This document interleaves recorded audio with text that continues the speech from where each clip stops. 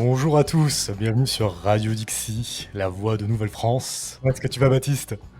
Eh ben ça va très bien, très content d'être là comme toutes les semaines. Ah bah génial, il y a beaucoup d'entre vous qui disent en message privé ou en commentaire que c'est une bouffée d'oxygène cette émission. Mais écoutez, je suis très content qu'on puisse vous apporter cette bouffée d'oxygène euh, à l'extérieur du paysage médiatico-collectiviste dont vous souffrez constamment. Ouais, et puis ça fait plaisir, je vois souvent même dans le chat, je vois souvent des noms qui reviennent. Ouais. Je vois là, il y a Frankie Westside, je sais qu'il est là assez souvent. Il y a mon pote aussi FS Sculptor, je sais pas si là il est là, mais que je vois régulièrement aussi. Enfin, il y en a plusieurs comme ça. Donc ça fait plaisir, je vois que les gens, et puis même les replays, je vois que les vues des replays, ont toutes fait autour de 20 000, vont vers les 30 000, etc. Donc ça grossit petit à petit. Exactement, super content de vos retours les gars, ça nous donne envie de continuer, pour longtemps. Comme vous le savez, c'est tous les mardis, à 21 à 22 heures heure française sur Twitch et les rediffusions à 17 heures les dimanches. Aujourd'hui, on va vous parler de quoi les gars? On va vous parler du fait qu'il n'y a pas de diffuseur, pour le mondial de foot féminin. On va vous parler de la Floride, avec le gouverneur DeSantis qui signe une loi, rendant les violeurs d'enfants passibles de la peine de mort. Et puis on va terminer avec Bruno Le Maire. Bruno Le Maire, ce clown qui demande aux entreprises d'augmenter les salaires pour lutter contre l'inflation. Un petit peu d'économie pour finir. Je sais que certains d'entre vous aiment ce sujet-là. Avant de commencer, je voulais prendre quelques secondes. Je voulais remercier nos amis de Kalos qui sont partenaires de l'émission d'aujourd'hui. Kalos, c'est une marque que beaucoup d'entre vous connaissent déjà, d'artisans français qui vous proposent une large gamme de bijoux, vêtements et accessoires inspirés des symboles de la Grèce antique et de l'histoire de France.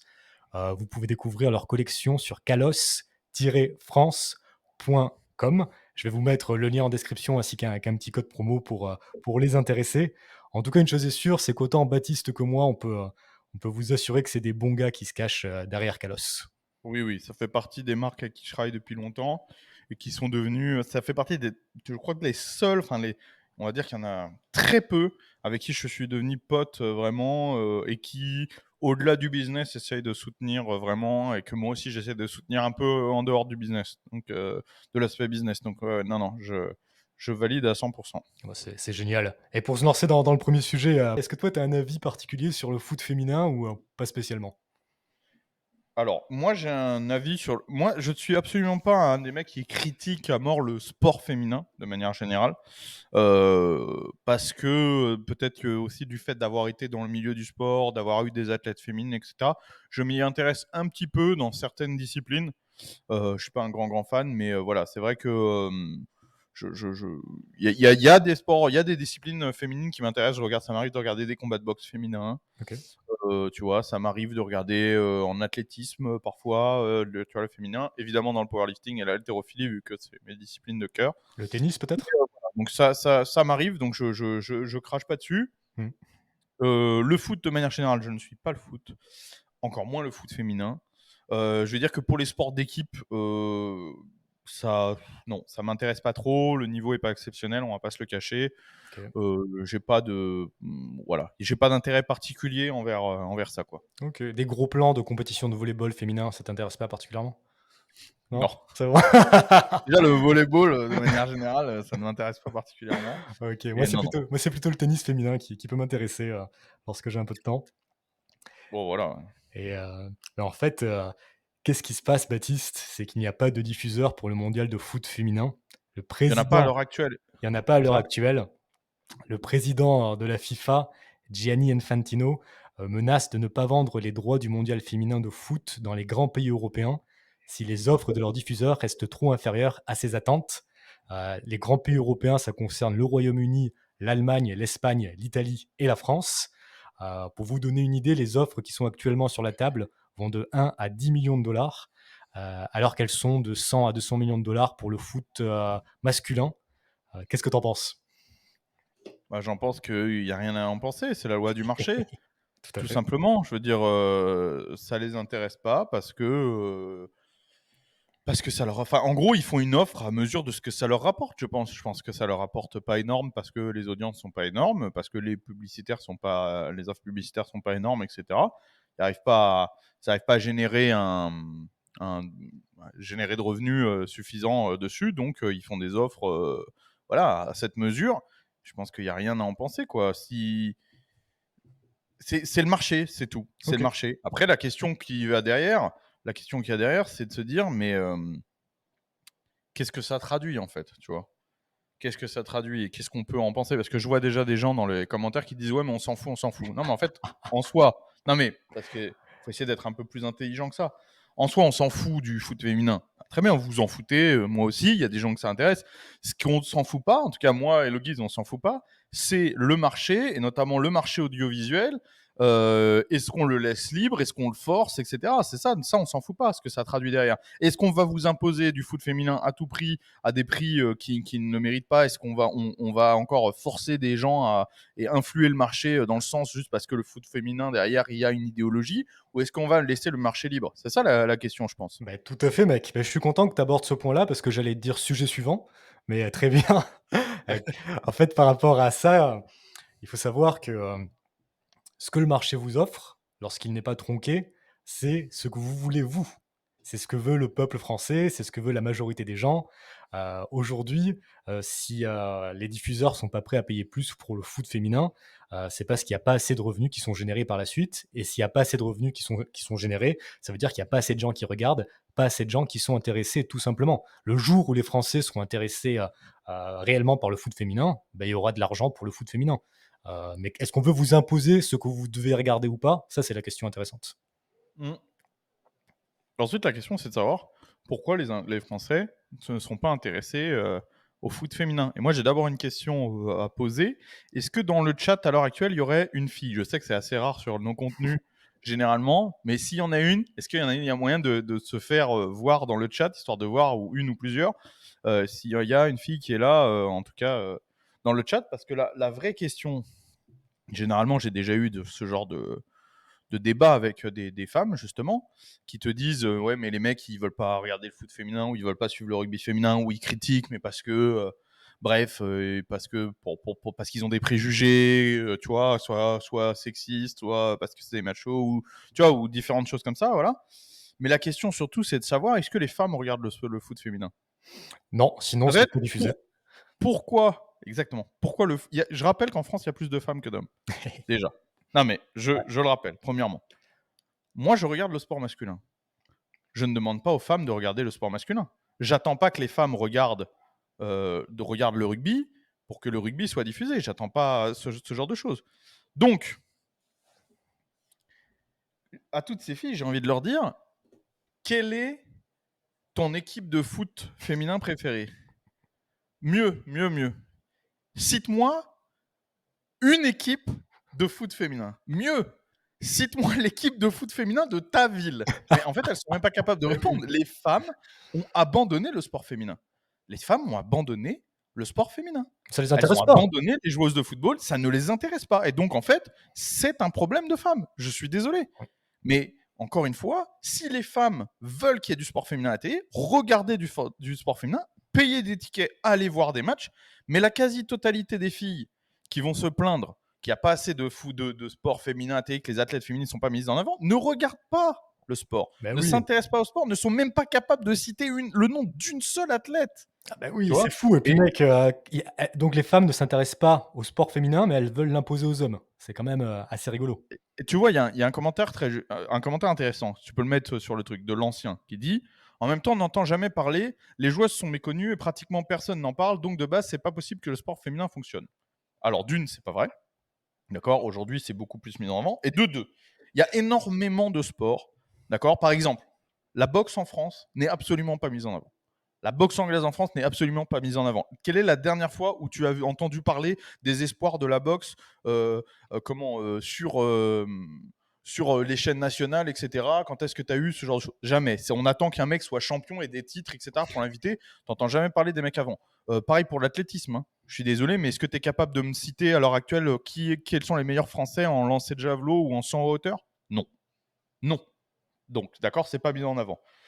Deuxième chose, je vais te citer un exemple très concret. Moi, comme je te l'ai dit, j'ai coaché des athlètes féminines dans le powerlifting. Donc, sport confidentiel en France, pas de médiatisation, etc. Donc, tout se passe sur les réseaux sociaux. D'accord ? Moi, j'étais athlète masculin et j'avais des athlètes féminines. Moi, quand je postais des vidéos de. Qui me suivait dans mon sport, d'accord ? 98-99% d'hommes. Quand je postais des vidéos qui parlaient de sport, de mes perfs, etc., énormément de réactions, énormément de commentaires, bravo, vas-y, blabla, des soutiens, etc. Toutes mes athlètes féminines, quand elles postaient des photos d'elles dans le miroir, elles recevaient des centaines de messages de nanas qui leur disaient ah ouais, tes cheveux sont trop beaux, machin et tout. Quand elles postaient une vidéo d'elles en train de faire des performances exceptionnelles, parce que j'ai eu des athlètes qui concourent à niveau international, rien, zéro réponse, que des mecs dans les commentaires. Et donc, et je parle de filles elles-mêmes qui pratiquent, parce que généralement les filles qui font du powerlifting sont suivies par d'autres filles qui font du powerlifting. Même celles qui pratiquent ce sport, elles en ont rien à foutre. Ah oui. Et moi, je te dis, et j'ai eu cet exemple, mais j'en ai eu plusieurs des athlètes. J'ai eu 2 athlètes féminines à niveau international. D'accord ? 2, qui étaient vraiment très fortes. Hein. Rien. Et c'est pas une question de solidarité. Il y a un mec qui dit pas de solidarité féminine. C'est pas une question de solidarité féminine, c'est juste que ça ne les intéresse pas. C'est une question Ça ne d'intérêt. les intéresse pas. Après, je suis d'accord que dans le sport, c'est un petit peu biaisé aussi, parce que et je parle pas de sport féminin ou masculin, mais pour découvrir un sport, il faut forcément avoir une petite mise en avant au départ, etc. Et en fait, il y a des sports qui sont juste méconnus parce qu'ils ne sont pas dans les mœurs, entre guillemets, ou c'est pas sexy, etc. Parce que derrière, il y a aussi des histoires de sponsoring, etc. Donc, tu vois, en fait, si tu préfères un mec qui fait du lancer de poids et qui fait, tu vois ce que je veux dire, 120 kilos, il vend pas de chaussures, il vend pas de, tu vois, de maillots, etc. Donc en fait, il sera pas mis en avant, même si ça intéressait les gens, tu vois, parce qu'il y a rien à vendre derrière. Si, Bah je non, bah t'assure que, mec, parce que mec, laisse-moi te mettre le problème à l'envers. Il y a rien à vendre derrière parce que ça intéresse pas les gens à la base. Mais non, c'est pas ça, parce que c'est juste que le public qui achète n'est pas le public. En fait, en gros, les gens qui achètent les maillots de foot, c'est pas des joueurs de foot. C'est pas des gens qui spécialement, tu vois, les gens qui achètent des baskets ou des tenues Reebok, etc., parce qu'ils les ont vus, c'est pas spécialement des passionnés de sport. C'est parce que on va taper sur un public large. Mais je te donne un exemple. Par exemple, tu sais ce que c'est l'épreuve la plus regardée des Jeux Olympiques ? Je dirais que c'est le 100 mètres. C'est l'haltérophilie. Ah ouais, ok. Dans le monde, c'est l'épreuve la plus regardée. Je me rappelle très bien, j'étais devant la finale nationale, la finale poids lourd des Jeux Olympiques d'haltérophilie. Ok. Je la regardais à la télé, d'accord ? C'était il y a quelques années. J'étais au travail, je pouvais regarder la télé au travail, je regardais la finale. Ils l'ont coupé pour mettre une interview de 2 nageurs qui avaient perdu, français qui avaient perdu, alors même qu'un Français concourait Ah en ouais. haltérophilie. Et pourtant, on peut pas dire ouais, mais ça intéresse pas les gens. C'est l'épreuve la plus regardée au monde. Simplement, il y a rien à vendre. Tu vois ce que je veux dire ? Il y a rien à vendre parce qu'en fait, c'est des mecs quasiment en slip qui soulèvent une barre. Tu vois ce que je veux dire ? Ok. Il y a pas d'équipement, il y a rien. Donc en Mais fait, si qu'est-ce que si tu c'est vas l'épreuve vendre ? la plus regardée, il y a des droits de diffusion, il y a de la pub à vendre. Ouais, bah bien sûr. Mais Ouais. les gens, ils sont déjà devant les Jeux Olympiques en fait. Donc en fait, qu'on leur mette tu vois ce que je veux dire ? Ouais. Qu'on leur mette une interview, machin. Bon, de toute façon, les gens ils regardent les Jeux Olympiques. Donc après, voilà, c'est un petit peu, on va orienter quand même, tu vois, on va orienter en fonction de, tu vois, par exemple, regarde, je te donne un autre exemple. Le rugby, c'est extrêmement regardé, on est d'accord, ça marche en France, les gens sont intéressés, en plus, il y a pas mal de choses à vendre, etc. Si les rugbymen gagnent la Coupe du Monde, etc., tu n'auras jamais la même mise en avant que quand c'est le football. Pourtant, ça reste extrêmement, tu vois, ça reste extrêmement populaire en France, le rugby. Oui, mais Tu je verras pense pas que une cérémonie à l'Arc de Triomphe. la Tu verras finale. pas une cérémonie à l'Arc Oui. de Triomphe avec les joueurs sur l'Arc de Triomphe, etc., reçus par le président et tout. T'as pas ça, tu vois. Ouais, mais la finale de la coupe du monde, de foot, c'est beaucoup plus regardé que la finale de coupe Ah du oui, monde de oui, non, rugby. mais C'est je suis à d'accord. proportion égale. Je pense qu'il y a Je il y a suis il d'accord, y a mais sauf quelques que c'est pas concurrentiel. Donc en fait, c'est pas comme si c'était diffusé en même temps et où ils devaient choisir en fonction de celui le plus regardé. Et là, je comprendrais. Parce qu'en fait, c'est pas au même moment. Donc en fait, rien n'empêche de mettre très en avant la finale de coupe de football et très en avant la finale de rugby. Tu vois, c'est pas ouais. Mais contradictoire. Simplement, ils vont la mettre très en avant, proportionnellement à la rentabilité que ça va rapporter. Donc proportionnellement aux gens que ça va intéresser aussi. moi, je suis pas sûr parce qu'il y a des choses qui sont mises. Il y a des choses qui éthiquement sont plus dans le éthiquement entre guillemets, pas éthiquement, mais il y a des choses qui sont plus dans les mœurs aujourd'hui, tu vois. On va toujours mettre. Regarde, parce que si c'était le cas, on n'aurait pas tous les gros, etc.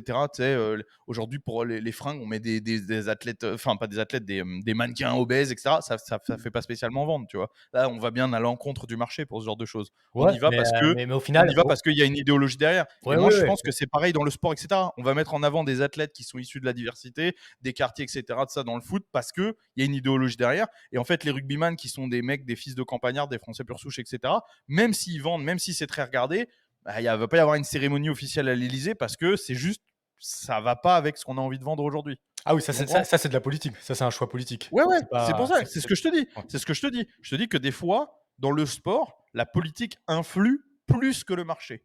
On va outrepasser le marché et l'attente des Français pour de la politique et de la. Peut-être je m'étais mal exprimé. Pour de la politique, tu vois ce que je veux dire, et des mœurs, on va outrepasser, entre guillemets, le marché. Bah, ce qui est beau, c'est que quand ils font pas ce qui correspond au marché, bah, ils perdent des ventes, notamment Par quand contre, ils c'est mettent, vrai. des personnes Exactement. obèses pour des marques de sport, et cetera. Après ça s'applique à tout ce que tu viens de dire. Pour tous les produits, il peut y avoir de la politique, de l'idéologie derrière. C'est pas bon quand c'est poussé par l'État, c'est pas bon quand c'est poussé par des organisations subventionnées par l'État, heu, mais au final, dans un marché réellement libre, c'est, le consommateur qui a le dernier mot. Ouais, mais c'est pour ça que, par exemple, dans un marché réellement libre comme les États-Unis, entre guillemets, en tout cas, ça l'a été plus que nous, même si aujourd'hui il y a des changements. Les sports, tu vois, je veux dire, les sports mis en avant, le football américain, le baseball, etc. Même si aujourd'hui ça va plus du tout avec l'image du sport qu'ont envie de donner le gouvernement américain, parce qu'on le voit, hein, tu vois, Mmh. ça n'empêche que ça reste les superstars, ça reste ce qui est mis, parce que le marché est plus fort que la politique. Et je pense qu'en France aujourd'hui, la politique est souvent plus forte que le marché. Tout à fait. C'est la différence entre un pays, très socialiste et un pays, relativement plus libéral. Bah, écoute, pour rebondir sur ce que tu disais par rapport au sport, à la politique et cetera, je vais vous donner une petite donnée qui est assez rigolote. À la dernière coupe du monde, les femmes ont été payées, 30 000 000 $ dans leur ensemble. Les hommes, eux, ont été payés 400 millions. Pourquoi? Parce que la coupe du monde masculine génère 6 milliards, alors que la féminine uniquement 130 millions. Les femmes reçoivent 20 du revenu généré, alors que les hommes uniquement 7. Donc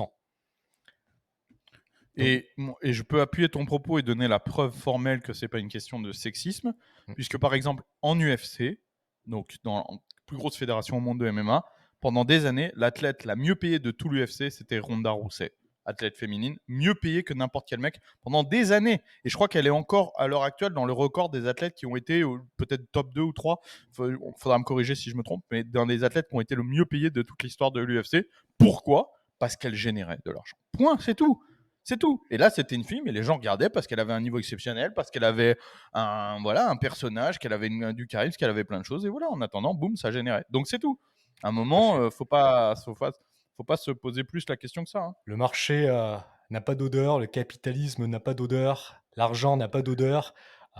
Une entreprise, elle s'en fiche, d'une couleur, elle s'en fiche, d'un sexe, elle s'en fiche de toutes ses caractéristiques. Ce qu'elle veut, c'est vendre et pour vendre, elle doit écouter le patron et le patron, c'est qui? C'est le consommateur. Donc si vous voulez quelque chose, il y a une entreprise qui va vous le fournir et puis c'est tout, ça s'arrête là.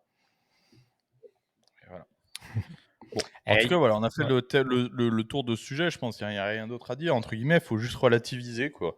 Tout à fait, il faut juste relativiser. Un dernier petit point, il y a il y a certaines personnes qui sortent l'argument du décalage horaire parce que ça va se passer en Australie et en Nouvelle-Zélande. Ça ferait que ce serait à 9 heures ou à 10 heures du matin en Oui, France. bah, c'est vrai que ça aide pas, Ça aide pas. Et encore une fois, c'est parce qu'il y a moins de gens qui sont prêts à regarder, à cette heure-là. Ouais. Encore une fois, c'est le marché. Pour passer au deuxième sujet, Baptiste, celui-là, je pense qu'on a beaucoup plus de choses à dire. Floride, DeSantis signe une loi rendant les violeurs d'enfants passibles de la peine de mort.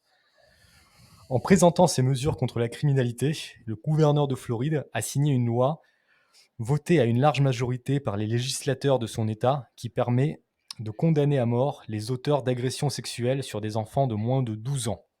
Déjà, toi, Baptiste, de manière générale, qu'est-ce que tu penses de la peine de mort? Moi, je suis pour à 100%. Ok. Comme n'importe quelle loi, entre guillemets, ou sanction, pour moi, elle doit être très, très encadrée, etc. Je veux dire, c'est pas une décision à prendre à la légère, comme enfermer quelqu'un, comme la perpétuité, comme des longues peines de prison, etc. C'est pas des choses à prendre à la légère, mais même, j'ai envie de te dire, même de courtes peines de prison, hein, je veux dire, il s'agit pas d'enfermer des innocents, je trouve que c'est absolument dramatique d'enfermer des innocents. Donc, mais aujourd'hui, on a fait énormément d'avancées dans la criminologie. Je peux te dire, en étant sûr de moi, parce que je suis très en contact avec beaucoup de forces de l'ordre qui travaillent dans la haute criminalité, etc. Mmh. Je regarde beaucoup d'émissions, je l'ai déjà dit plusieurs fois, mais je regarde beaucoup d'émissions d'enquête, etc. Je peux te jurer qu'aujourd'hui, il y a énormément de gens qui sont condamnés avec des preuves formelles, des aveux, etc. Enfin, je veux dire, c'est voilà. C'est d'ailleurs aussi pour ça qu'on a beaucoup moins de tueurs en série. C'est vrai qu'en fait, dans les années 80, 90, on a eu énormément de tueurs en série. En fait, aujourd'hui, il y a moins de tueurs en série. Pourquoi? Parce qu'en fait, au premier meurtre, ils se font choper. En fait, Ah ouais. aujourd'hui, avec l'ADN, avec tu vois, la numérisation, les nombreuses caméras, machin, etc. Aujourd'hui, il y a un fichier ADN en France, tu as une banque ADN qui est énorme et encore plus à l'international. Donc aujourd'hui, en fait, on retrouve très vite, tu vois, le criminel, et en fait, on lui laisse pas le temps de s'étaler sur plusieurs années, de multiplier les crimes, etc. Ah ouais. Donc c'est voilà, c'est une des raisons. Bref. Ah, c'est vrai que Donc, je m'étais jamais fait la réflexion, mais c'est vrai qu'il y a plus de tueurs en série quasiment. C'est, et moins forcément, ouais. parce qu'en fait, il y a toujours des tueurs en série, mais en fait, pour être un tueur en série, tu vois, faut avoir le temps de faire une série, en fait, tout simplement. Et il y a énormément de criminologues qui disent que des tueurs qui sont enfermés en France et qui vont être relâchés dans quelques années sont des potentiels tueurs en série, mais qui n'ont pas eu le temps d'agir. Et donc, une fois relâchés, bah, non, non, mais c'est vrai, hein, il Ah y a énormément, ouais! il y a plusieurs criminologues qui s'accordent sur le sujet. Sur les mecs qui disent, dans le processus criminel, laisse à penser que ce seraient des tueurs en série, simplement arrêtés dans l'œuf, tu vois. Ah ouais! Bref. Attends, ça, c'est vraiment Et intéressant comme phénomène. Moi, pour ceux qui sont contre la peine de mort, je vais vous lire une petite histoire, en 15 secondes et vous allez me dire si après ça, vous êtes encore contre la peine de mort. réponse, oui. Ils seront encore contre la peine de mort puisque généralement, c'est des gens sur lesquels aucun argument ne prend. Donc, mais oui, vas-y. Dans l'après-midi du 23 juillet 2007, dans la ville de Cheshire, au Connecticut, 2 hommes se sont introduits dans la maison du docteur William Petit, de sa femme Jennifer et de ses 2 filles. Les hommes ont battu le docteur Petit presque à mort avec une batte de baseball. L'un des hommes a violé la femme du médecin et l'autre homme a agressé sexuellement leur fille de 11 ans, Michaela. Les 2 hommes ont ensuite étranglé Madame Petit, attaché les 2 filles sur des lits, les ont aspergées d'essence et alors que les filles étaient encore en vie, ont mis le feu à la maison. Le docteur Petit a survécu, mais pas sa femme ni ses filles. Est-ce que vous pensez que cet homme mérite la peine de mort? Ces hommes Non, méritent mais la peine de mort. après, en vérité, tu vois, il y a pas besoin d'aller jusque-là, même si c'est l'horreur absolue, on est Mmh. d'accord. Il y a pas besoin d'aller jusque-là. En fait, tu sais, alors je vais te dire un truc marrant. Il y a un an, je crois, il y a une chaîne YouTube qui s'appelle Le Crayon, tu sais, qui organise des débats, etc., qui m'ont proposé de faire un débat sur la peine de mort contre un random gauchiste, je sais plus comment il s'appelle, je sais plus comment il s'appelle. Écoute bien. Moi, j'ai dit oui, parce que c'est un sujet sur lequel ça m'intéresse de débattre. Tu sais que moi, j'aime débattre sur des sujets où il y a des gens à convaincre. Et je pense typiquement que la peine de mort, c'est un sujet où des gens sont dubitatifs, savent pas trop où se placer et attendent un débat éclairé sur le sujet. Mmh. Donc voilà. Donc je dis oui. Finalement, le sujet change. On me dit ah bah non, tu vas pas débattre sur la peine de mort. Ah oui, non, c'était contre une fille. C'était contre une fille. Mais j'ai oublié aussi son nom. Désolé. Bon, bref, c'était contre une fille. Et le sujet change. On me dit, bah non, finalement, tu vas pas débattre contre Saifi, tu vas débattre contre le gauchiste en question, qui fait des vidéos sur Internet et tout. Son nom va peut-être me revenir. Mais de la virilité. Et là, j'ai dit, bah non. Non, en fait, j'ai pas du tout envie de parler de ça, en fait, parce que ça. C'est Enfin, subjectif. c'est exactement, c'est des sujets déjà qui ont été faits 1000 fois. Ensuite, je vois pas pourquoi c'est toujours à moi qu'on demande ce genre de truc, tu sais, parce que moi, j'en parle quasiment jamais, hein, de la virilité. Je rappelle quand même. Mmh. Et à part quand on me demande, et on me demande 5000 fois par jour. Et ensuite, Tu parles pas, c'est des choses où il y a. tu parles pas, tu l'incarnes. Ouais, c'est des choses où j'ai rien à, où il y a rien, il y a personne à convaincre, tu vois. Enfin, c'est des débats stériles. Avant ça, il m'avait proposé un débat sur les transgenres. Et c'est pareil, j'avais dit, mais ça ne m'intéresse pas, parce que enfin, je veux dire, qui je vais convaincre? Le mec, il est transgenre en face de moi, et après, il va se dire, ah bah, il a raison, je reprends mon sexe d'avant. Bah non, tu vois, enfin, ça a aucun sens. Donc, bref. Donc, j'ai dit, bah non, moi, ça m'intéresse pas. Bref. Et plusieurs mois après, parce que moi, je suis pas du tout, Ce mec-là, ce gauchiste en question, il arrête pas de dire dans des interviews et tout que j'ai refusé de débattre contre lui. Tu sais, ouais, il a peur de débattre contre moi et tout. Mais le mec, je sais même pas qui c'est. C'est pas, c'est pas que j'ai peur de débattre contre lui, je m'en fous, tu vois. Enfin, je veux dire, à la rigueur, ça peut être intéressant, mais c'était juste que oui, sur la peine de mort, ça m'intéresse. Non, sur la vérité et transgenre ou ce genre de truc, non, ça m'intéresse pas.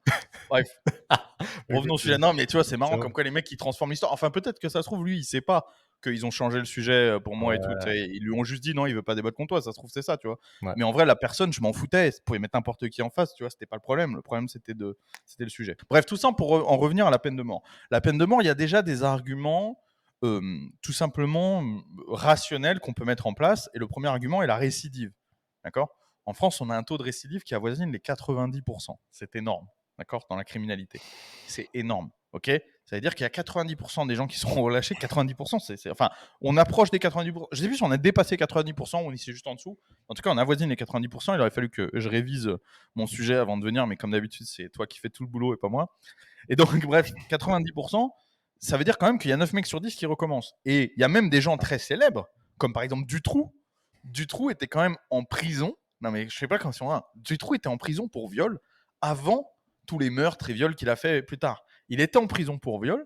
Et depuis la prison, il a planifié, entre guillemets, sa carrière de pédophile meurtrier par lettre interposée avec une femme qu'il avait rencontrée via un magazine qui est devenue sa femme après, tu vois.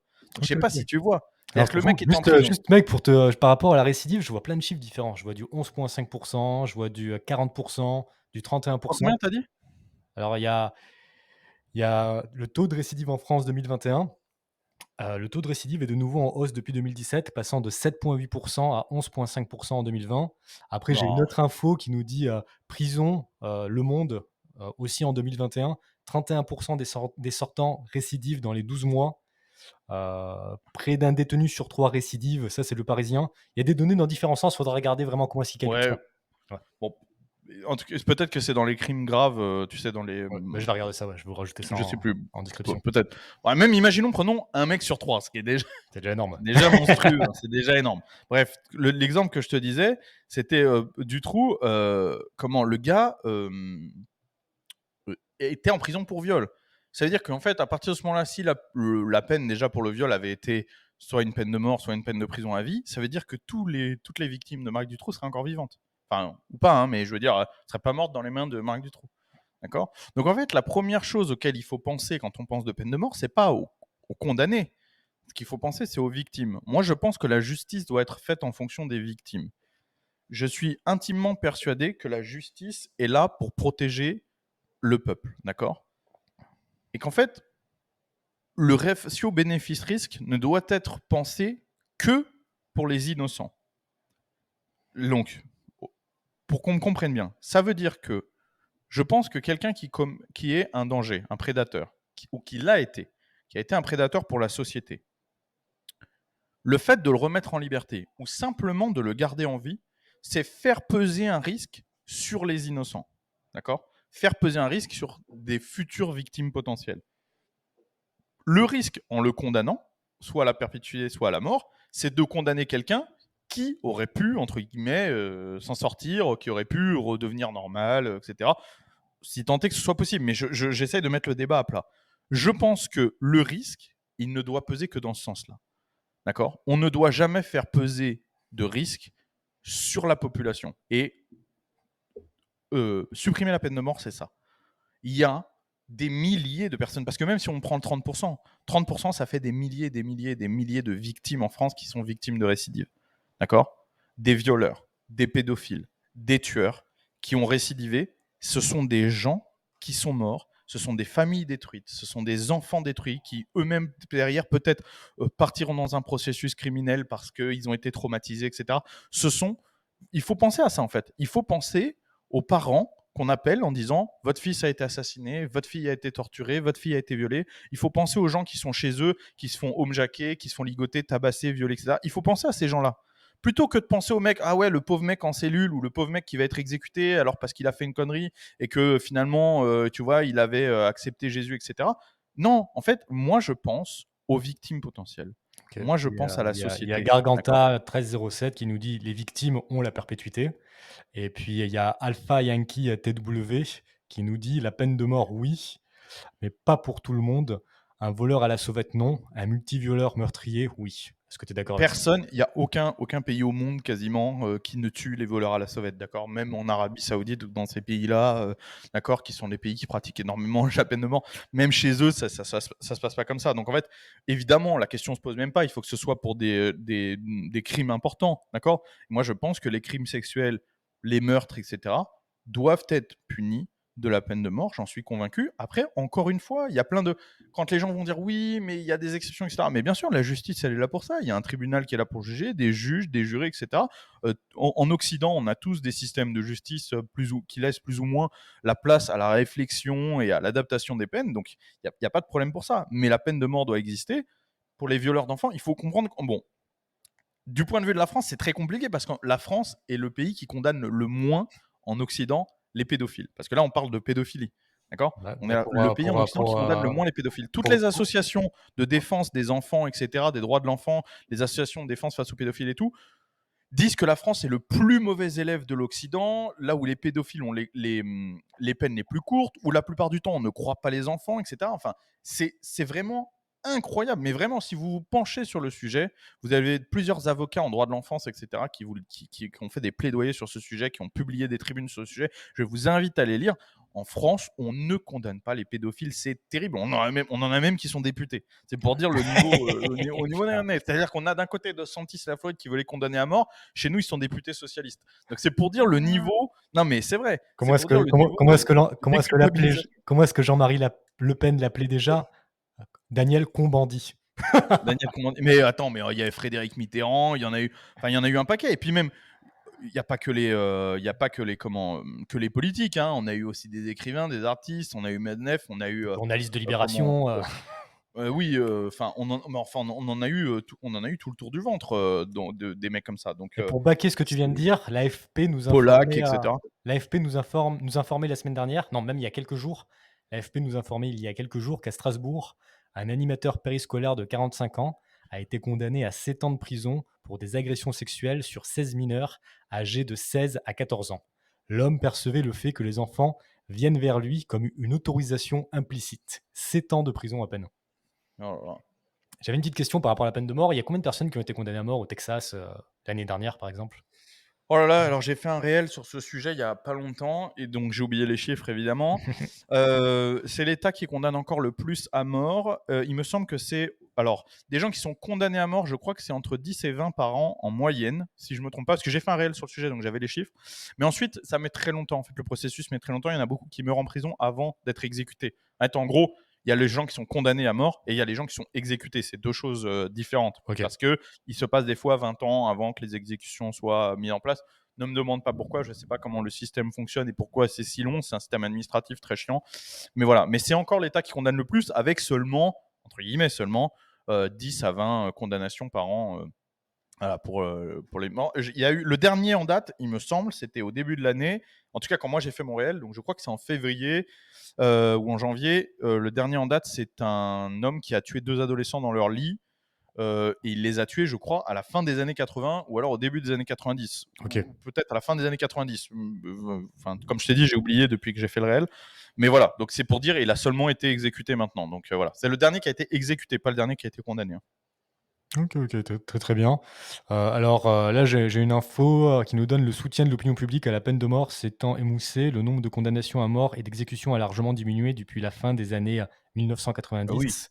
Euh, En 1999, 98 personnes avaient été exécutées. Dans l'un des examens annuels les plus complets de la peine de mort aux États-Unis, le Centre d'information sur la peine de mort a constaté que le nombre d'exécutions cette année était de 18, ce qui restait nettement inférieur à il y a 10 ans. Donc sur toute une année, il y a eu 18 exécutions à mort aux États-Unis.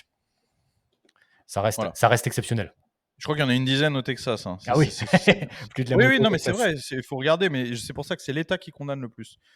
Euh, Après, voilà, peu importe, mais il y a aussi un deuxième argument qu'on peut faire passer un an. Donc, le premier argument pour moi, c'est le risque qu'on fait peser à la société.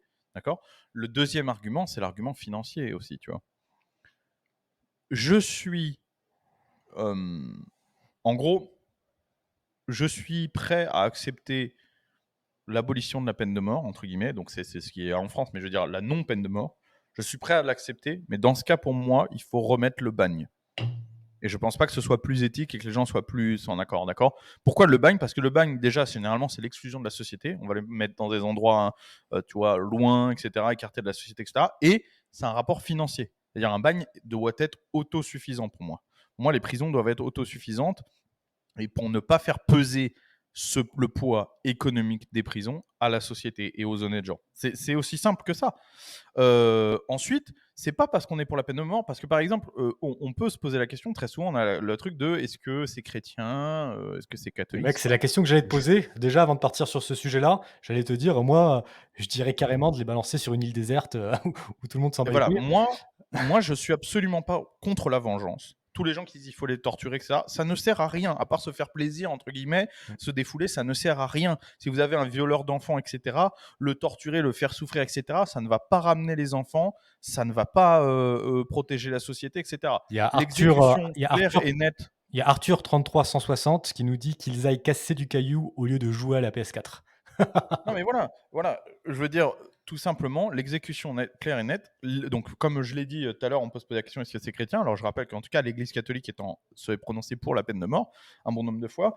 La position de l'Église catholique, c'est de dire que le pardon n'empêche pas la peine de mort. En fait, la justice des hommes et la justice divine, c'est deux choses différentes. On protège la société et on fait payer les actes par la peine de mort. Après ça, rien n'empêche les chrétiens, si le pardon est demandé et que vous pensez que le pardon est honnête et sincère, de pardonner la personne et d'espérer qu'il soit jugé par Dieu de la façon la plus clémente possible. Il y Ça, a c'est deux choses qu'il faut bien comprendre. C'est deux choses différentes. Par contre, évidemment, passer ses nerfs dessus, torturer, etc., non, ça n'a aucun sens puisque le bénéfice n'est pas là. En plus de ça, vous allez entacher votre, en tout cas, moi, c'est ce que je pense, vous allez entacher votre âme, etc., mmh. en ayant ce genre de pensée ou en les pratiquant. C'est quelque chose de néfaste pour tout le monde et ça va rien apporter à la société. Pour moi, l'exécution nette, c'est un bénéfice au niveau sécuritaire pour les gens, c'est un bénéfice au niveau économique pour les gens. Point. Voilà, on doit s'en tenir à là. Ça ne sert à rien de, même si je comprends bien que quand ça vous touche personnellement, votre fille est tuée, etc., ou ce genre de choses, c'est horrible, mais encore une fois, ça ne sert à rien de détester. La haine, elle n'amène à rien du tout. Donc, il faut essayer d'être le plus clairvoyant possible, d'avoir les pensées claires et de se dire voilà, ce prédateur, moi en tout cas, je laisse pas de serpent à sonnette dans mon jardin. Très bien. C'est ma vision des choses, d'accord. J'irai pas tuer un serpent à sonnette si je le croise au milieu d'un, tu vois, quand je vais chasser et que je suis au milieu de grandes immensité, etc., et qu'il y a un serpent à sonnette, je m'en écarte simplement. Par contre, un serpent à sonnette, quand je le trouve sur mon terrain dans mon jardin, je le tue systématiquement parce que je ne veux pas faire peser la dangerosité de ce serpent à sonnette sur ma famille. Je ne veux pas prendre le risque. Même si oh, mais il est un peu loin et derrière la clôture, etc., c'est un risque que je ne veux pas prendre et que je ne veux pas faire prendre. Ce serait peut-être différent si je vivais tout seul, mais que je ne veux pas faire prendre à ma famille. C'est la même chose. Pour tout ça, si on vous dit, vous avez le choix entre vivre avec... Vous avez des enfants et vous avez le choix entre vivre avec un meurtrier sous votre toit, mais vous inquiétez pas, il est enfermé à clé dans la chambre. Non, mais faut bien comprendre que c'est ça, tu vois. Ou, ou l'exécuter. Personne ne va dire, mais c'est bon, il est enfermé dans la chambre. Parce que Ouais. même s'il est enfermé, on ne sait jamais, tu vois, il peut sortir, et puis il va falloir que je le nourrisse, etc. C'est ce que vous faites en acceptant que des prédateurs comme ça vivent sur le territoire français et que vous soient nourris par les Français, c'est ce que vous acceptez. Vous acceptez de faire peser ce risque à la En population. résumé, vive le bagne. Et Azalus 41 nous disait, faut rester chrétien. Qu'est-ce que tu as à répondre, toi, aux gens qui te disent, qu'un des 10 commandements, c'est de ne pas tuer? Mais, non, non, mais attention, je pense qu'il faut je leur conseille de refaire leur catéchisme tout Mmh. simplement, puisque en fait, il faut comprendre qu'un assassin, par exemple, l'Église catholique ne condamne pas les militaires, Mmh. d'accord. Donc en fait, l'assassinat, ce n'est pas la même chose qu'une exécution. La justice, elle est là pour ça aussi, d'accord. L'histoire dit, dans la mythologie grecque, que le premier tribunal a été créé par Athéna pour mettre fin à la vendetta. C'est-à-dire que c'est l'histoire d'un homme, je m'égare peut-être dans les détails, mais il me semble que c'est l'histoire d'un homme qui a son fils tué par un homme, qui en échange va tuer son fils, d'accord. Parce qu'il a tué mon fils, je tue son fils. Puis, comme cet homme-là a son fils qui est tué, il va dire, eh ben, puisqu'il a pris mon fils, voilà, le frère va dire, bah, moi je tue, tu vois, son petit-fils, et ainsi de suite. Et Athéna arrive et dit, voilà, on va faire un tribunal. Pourquoi? Parce que si la justice tue, si la justice exécute, c'est justement pour éviter aux gens de le faire, Le d'accord. cycle de la vengeance. ça tue le cycle de la vengeance, puisque la justice et le tribunal est impersonnel. Ce n'est pas un homme qui tue, c'est le système qui se met à votre place, justement, pour rendre la justice, pour que vous n'ayez pas à le faire. D'accord? C'est justement l'inverse de la loi du talion. Tout à fait. Et Donc, pour revenir c'est le à système le plus chrétien possible. c'est le système le plus chrétien possible et en plus, même, pour revenir sur le catéchisme, comme tu le disais, il faut savoir que, la Bible, lorsqu'elle a été traduite, en anglais, dans sa version la plus lue, il y a eu une erreur de traduction, des 10 commandements. Dans l'hébreu des 10 commandements, il y avait vraiment un mot qui était pour assassiner et un autre qui était pour tuer. OK? Les 10 commandements, ça dit très clairement de ne pas assassiner. Ça ne dit pas de ne pas tuer. Hem, De toute façon, plusieurs fois, Jésus, dans les, merde, ah, j'ai oublié. Dans le Nouveau Testament, plusieurs fois, Jésus, de toute façon, parle des militaires, de l'armée, etc. Enfin, ouais, toutes ces choses sont précisées. Et encore une fois, de toute façon, en tant que catholique, on ne se réfère pas qu'à la Bible, mais au magistère de l'Église et à la doctrine sociale de l'Église. Elle est là pour ça. C'est la grande différence entre le catholicisme et le protestantisme. C'est qu'on ne prétend pas interpréter la Bible par nous-mêmes. Et comme tu l'as dit, des traductions très anciennes, etc.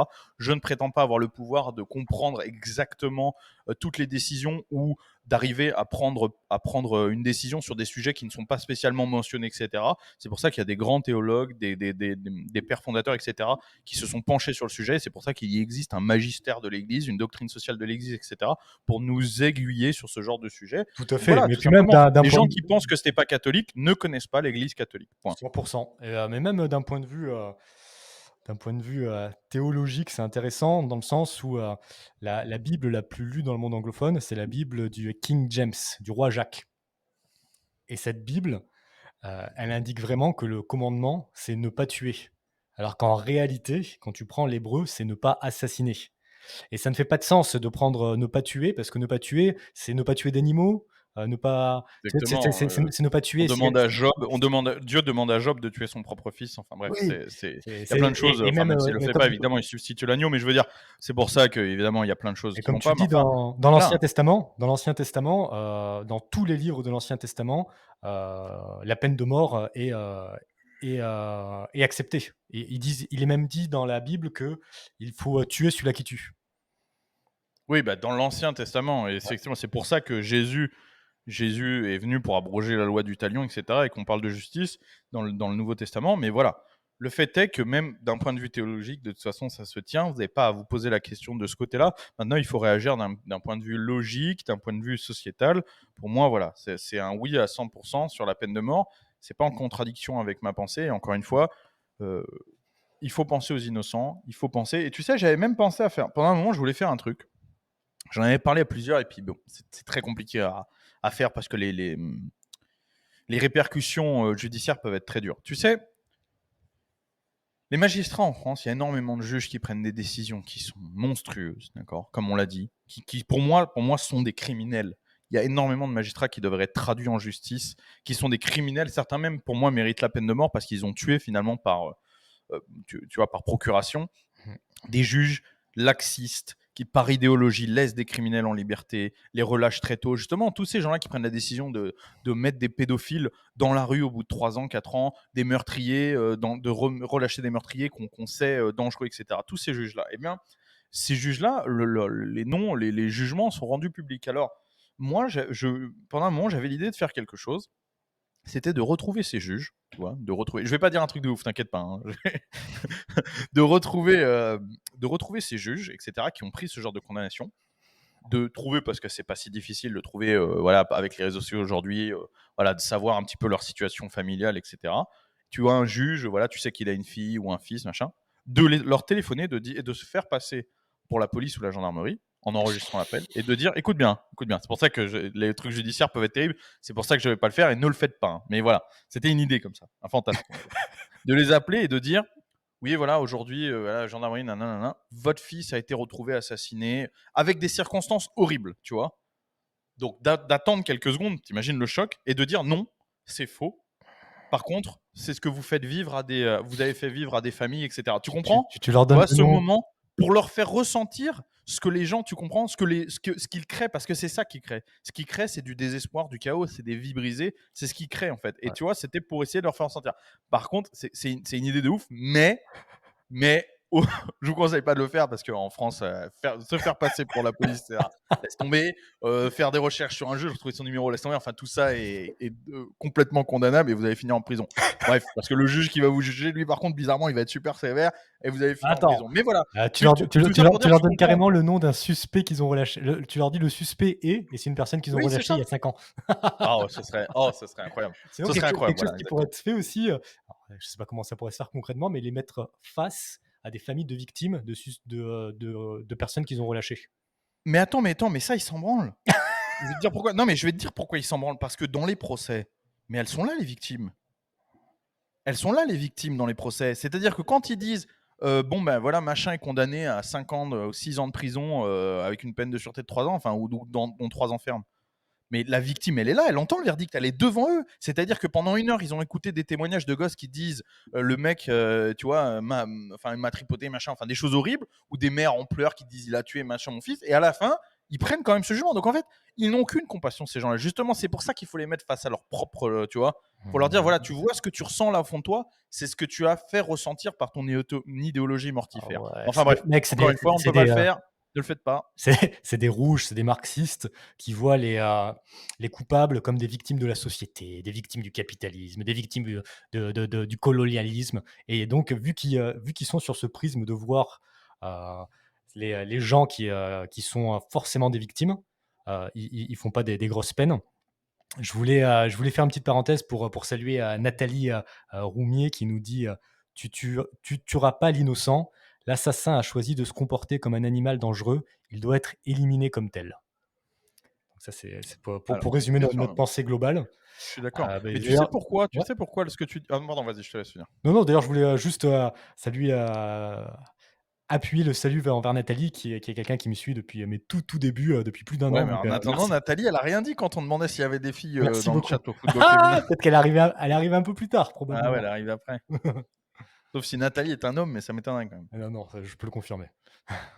Alors, ce que je voulais dire, tu sais, c'est pourquoi cette idéologie? Parce qu'en fait, c'est très simple. En fait, on peut rationaliser le débat, très simplement. Je m'en suis rendu compte en discutant plusieurs fois avec des gens justement, notamment même des policiers, même de droite, un très connu, avec qui je discutais et je me suis rendu compte de en fait, notre point de rupture, c'était tout simplement de: «Est-ce que tu penses que le mal existe ou non?» Et en fait, il y a beaucoup de gens qui pensent que quand on tue, quand on est un meurtrier ou un violeur, c'est qu'on est soit une victime de la société, soit fou. D'accord? On est d'accord. Il y a énormément de gens qui pensent ça, qui disent ah mais les meurtriers c'est des fous. Pour moi, ça veut dire qu'il y a quelque chose qui va pas. Mais donc si tu pars de ce principe-là, alors le mal n'existe pas, puisque la personne est soit sous influence, soit malade. Donc personne n'est mauvais, fondamentalement. Tu comprends? Et en Ouais. fait, le débat, il est là, de savoir est-ce que le mal existe ou est-ce qu'il n'existe pas? Et pour énormément de personnes, même s'ils ne l'ont pas rationalisé autant, et en fait, finalement, tu leur fais faire une introspection, ils se rendent compte de ce qu'ils pensent. Mais pour énormément de personnes, le mal n'existe pas. Ouais. Et quand j'ai rationalisé la question comme ça avec ce policier, et je lui ai dit, mais attends, pour toi, est-ce que le mal existe? Tu vois, il s'est interrogé lui-même, il a fait, ouais, non, non, pour moi, non. Pour lui, personne ne naît fondamentalement mauvais, personne n'est fondamentalement mauvais. Alors, ça peut être une question aussi religieuse, etc. Hein, c'est pas ça, mais tu comprends, moi, je pense que le mal existe. Et d'ailleurs, la médecine, entre guillemets, dit, pour beaucoup de cas, et là je te dis, je le vois dans plein d'enquêtes, etc., d'émissions d'enquête que je regarde, il y a plein de cas où la médecine dit non, cette personne n'a rien, n'a pas de problème psychiatrique diagnostiqué, il est maître de ses, tu vois, de ses choix, etc. Il y a plein, il est en pleine possession Ouais, de ses c'est ce que moyens. j'allais te Il y a dire, mec. beaucoup C'est la question. Au final, c'est la question du libre arbitre. Ouais, exactement. Le libre arbitre pour moi existe. Mm. On a le choix d'être bon et d'être mauvais, et il y a des gens qui font le choix d'être mauvais. Alors après, la question religieuse, ils sont sous l'influence du démon, etc. Peu importe, parce qu'on ne peut pas ramener des questions sociétales à la question religieuse. Pour moi, ça ne doit pas se passer comme ça. Mais le fait est que la vraie question, elle est là. Et l'idéologie dominante dans la justice aujourd'hui, c'est que le mal n'existe pas. Donc les gens sont toujours ou des victimes ou des malades. Donc bah, qu'est-ce qu'on va faire? Si c'est des victimes, bah, il faut être clément avec eux. Si c'est des malades, il faut les soigner. Et à la fin, on ne condamne plus. Tout à fait. Et pour moi, c'est du marxisme, mec. C'est du marxisme dans le sens où ils font exactement ça avec les riches et les pauvres. Si tu es riche, c'est pas parce que tu as fait des efforts, c'est pas parce que tu as travaillé que tu as pris des risques, c'est parce que la société t'a emmené, t'a emmené, dans cette situation parce que tu es né dans la bonne famille, parce que tu as eu de la chance et si tu es pauvre, c'est pas parce que tu manques d'efforts, c'est pas parce que tu veux pas aller de l'avant, c'est simplement que tu es une victime des méchants capitalistes, de la méchante société. Oui, oui, bah, encore une fois, c'est, hem, la déresponsabilisation. Ouais, tout à fait. Hein, de toute façon, c'est une énorme machine, la déresponsabilisation. Et finalement, elle se retrouve dans tous les cas d'école, économique, social, etc. Enfin, on déresponsabilise surtout éducative, voilà, éducative, etc. Enfin, on déresponsabilise dans tout. J'ai fait un podcast avec Nassim Saïli. Alors, je sais pas pourquoi il est plus sur YouTube. Il a dû se faire ban, il a dû se faire supprimer de sa chaîne. Mais j'avais fait un podcast qui est encore trouvable, à mon avis, parce qu'il y a des gens qui l'ont reposté, avec Saïli, sur la responsabilité personnelle, sur le fait des gens, est-ce que les gens aujourd'hui se déresponsabilisent, etc. C'était le grand constat que moi je faisais. C'était qu'aujourd'hui, les gens se déresponsabilisent entièrement et ne veulent plus aucune responsabilité. Tout à Donc fait, mec. tout Ouais. ça finalement est un grand amas idéologique qui va dans le même sens. Et tu vois, toi tu dis c'est du marxisme, etc. Mais hélas, il se retrouve dans un peu, c'est du marxisme pour moi aussi, idéologiquement parlant, mais il se retrouve dans à peu près toutes les, tu vois, toutes les pensées. Il y a plein de gens à droite, etc., qui pensent également que on peut pas être saint d'esprit et être un tueur en série, on peut pas être un violeur, tu vois, qu'il y a quelque chose derrière tout ça. Et la différence, c'est qu'eux ne vont peut-être pas l'excuser ou quoi, mais ce constat existe également à droite. Hein. Ouais, mais c'est pas nouveau qu'en France, il y a des marxistes de droite. Oui, ah bah oui, je crois qu'on a créé l'émission à cause de ça. Donc, Tout à fait. le dernier argument qu'il faut balayer rapidement, c'est l'erreur judiciaire, je pense, parce que tout le monde va nous le dire sinon dans les commentaires en disant oui, mais les erreurs judiciaires. Aujourd'hui, il y a énormément d'affaires, une grande majorité d'affaires où l'erreur judiciaire n'est plus possible, où il y a plus de doute. On a une preuve ADN plus des aveux, ou d'un moment, je veux dire, donc son sperme a été retrouvé dans la victime et le mec a avoué qu'il l'a violé puis tué. Les témoins l'ont reconnu, mais c'est pas lui, c'est une erreur judiciaire. Arrêtez, tu vois. Au bout d'un moment, je veux bien, tu vois. Quand il y a des doutes, d'accord, parce que ça arrive, hein, il y a énormément de gens qui sont condamnés sur comment l'intime conviction, etc. Effectivement, là, pour moi, peut-être qu'il faut réfléchir à la peine de mort, etc. C'est pas ça, mais vraiment, c'est une minorité d'affaires. Il y a beaucoup d'affaires aujourd'hui, comme je l'ai dit. Aujourd'hui, avec l'ADN, c'est très compliqué quand même de, tu vois. Surtout qu'il y a énormément d'aveux. Hein. Quand tu regardes les émissions d'enquête et tout, tu te rends compte qu'en fait, une fois la preuve ADN sortie, il y a énormément de mecs qui avouent, OK. qui Bah, avouent très leur bien. crime. Hein. Bien sûr, plein. Et d'ailleurs, il y en a même qui prennent un plaisir à avouer leurs crimes, qui veulent justement qu'on les reconnaisse comme étant l'auteur de leurs crimes, mais plein, plein. OK, OK. Mais après comme, quand on regarde, qu'on voit qu'il y a 18 personnes qui ont été condamnées à mort aux États-Unis en une année, il y a bien plus que 18 crimes horribles, chaque année aux États-Unis. Ça Ah, veut bien évidemment. dire que les condamnés à mort, c'est vraiment, quand il y a une certitude absolue. Oui, oui, puis même aux États-Unis, il y a des juges qui sont des gros marxistes mentaux, il y a des juges qui sont plus sévères. Enfin, je veux dire, ça dépend aussi, comme les juges sont élus, ça dépend aussi. Hein. C'est pour ça qu'en France, les juges ne sont pas élus, etc. Pour moi, ça devrait être. En fait, si c'était pour moi, il devrait y avoir beaucoup plus en France que 18 condamnés à mort par an. Beaucoup, beaucoup, beaucoup plus, tu vois. Si on veut retrouver une certaine sérénité, une certaine, tu vois, prospérité au niveau sécuritaire, en France, il faut condamner à mort des centaines de personnes aujourd'hui, hein, c'est évident, hein. Très bien. Moi, tu m'as convaincu avec le bagne. Je Ça me Je t'ai paraît convaincu avec le bagne? ouais, ouais, je pense que faudrait réouvrir les bagnes et balancer à tout À ce qui monte. Cayenne? Ouais, mais le truc, c'est que les Guyanais, ils vont pas être super heureux. Je crois qu'on leur envoie tous nos dégénérés mentaux, Ouais, mais tu sais, la France, c'est le pays avec le plus de fuseaux horaires, dans le monde entier. C'est parce Ouais, qu'on a plein de ouais. petites îles partout dans tous les océans. On peut bien en trouver 2 ou 3 où on peut balancer Ouais, zéro mais degré. après, il faut trouver des gens qui veulent y travailler aussi. Bah, non, parce que Parce mec, que tu quand on construit une ah oui. prison, il faut aussi des gens, tu vois, il faut créer des emplois, mais il faut des gens qui veulent aller travailler sur une île avec des malades mentaux. Donc il faut des médecins, il faut des gardiens, il faut tu vois, des gens qui font l'entretien, etc. Enfin, il Bah, faut si tu les il faut fous plein de sur choses. une Hein. île si tu les fous sur une île simplement avec, de la sécurité autour pour pas qu'ils puissent, s'échapper en Mais non, bateau et que tu les laisses là. Ils se démerdent tout seuls. mais non, mais là, il y a plus du tout d'autosuffisance. Dans ce cas, ils vont coûter de l'argent parce qu'il faut payer toute la sécurité. Les mecs sur l'île, ils produisent rien. Tu as raison, mais est-ce qu'on peut trouver une île au plein milieu de l'océan Pacifique où ils peuvent pas s'échapper puis on les balance là? Je vois que c'est trop. Tu vois, encore une fois, c'est un peu compliqué tout ça. Je pense que une simple peine de mort bien faite, tu vois, tout ça, c'est quand même beaucoup plus simple. Une simple peine de mort, très bien. Bon, vas-y, la suite. Le sujet suivant qu'on voulait aborder avec vous, c'est Bruno Le Maire demande aux entreprises d'augmenter des salaires pour lutter contre l'inflation. Bruno Le Maire appelle les entreprises qui le peuvent à augmenter les salaires. Il souhaite que les entreprises prennent leur part dans la lutte contre l'inflation. Le ministre déclare: il faut que nos compatriotes se disent: ça me rapporte de travailler et pas ça me coûte cher à cause du prix de l'essence. J'ai une question d'abord, parce que moi j'ai du mal avec l'actualité en France, je suis plus beaucoup. Il n'y a pas eu une histoire de pornographie là avec le Bruno Le Maire, ou alors je me trompe, c'est un autre ministre? Laisse-moi regarder. Parce qu'il y a pas mal de mecs qui m'ont dit ça, mais peut-être que je me trompe, et j'ai pas du tout suivi. Donc, Laurent c'est Laurent- quoi cette histoire? Ah, en fait, il a écrit un. Est-ce qu'il a écrit un bouquin?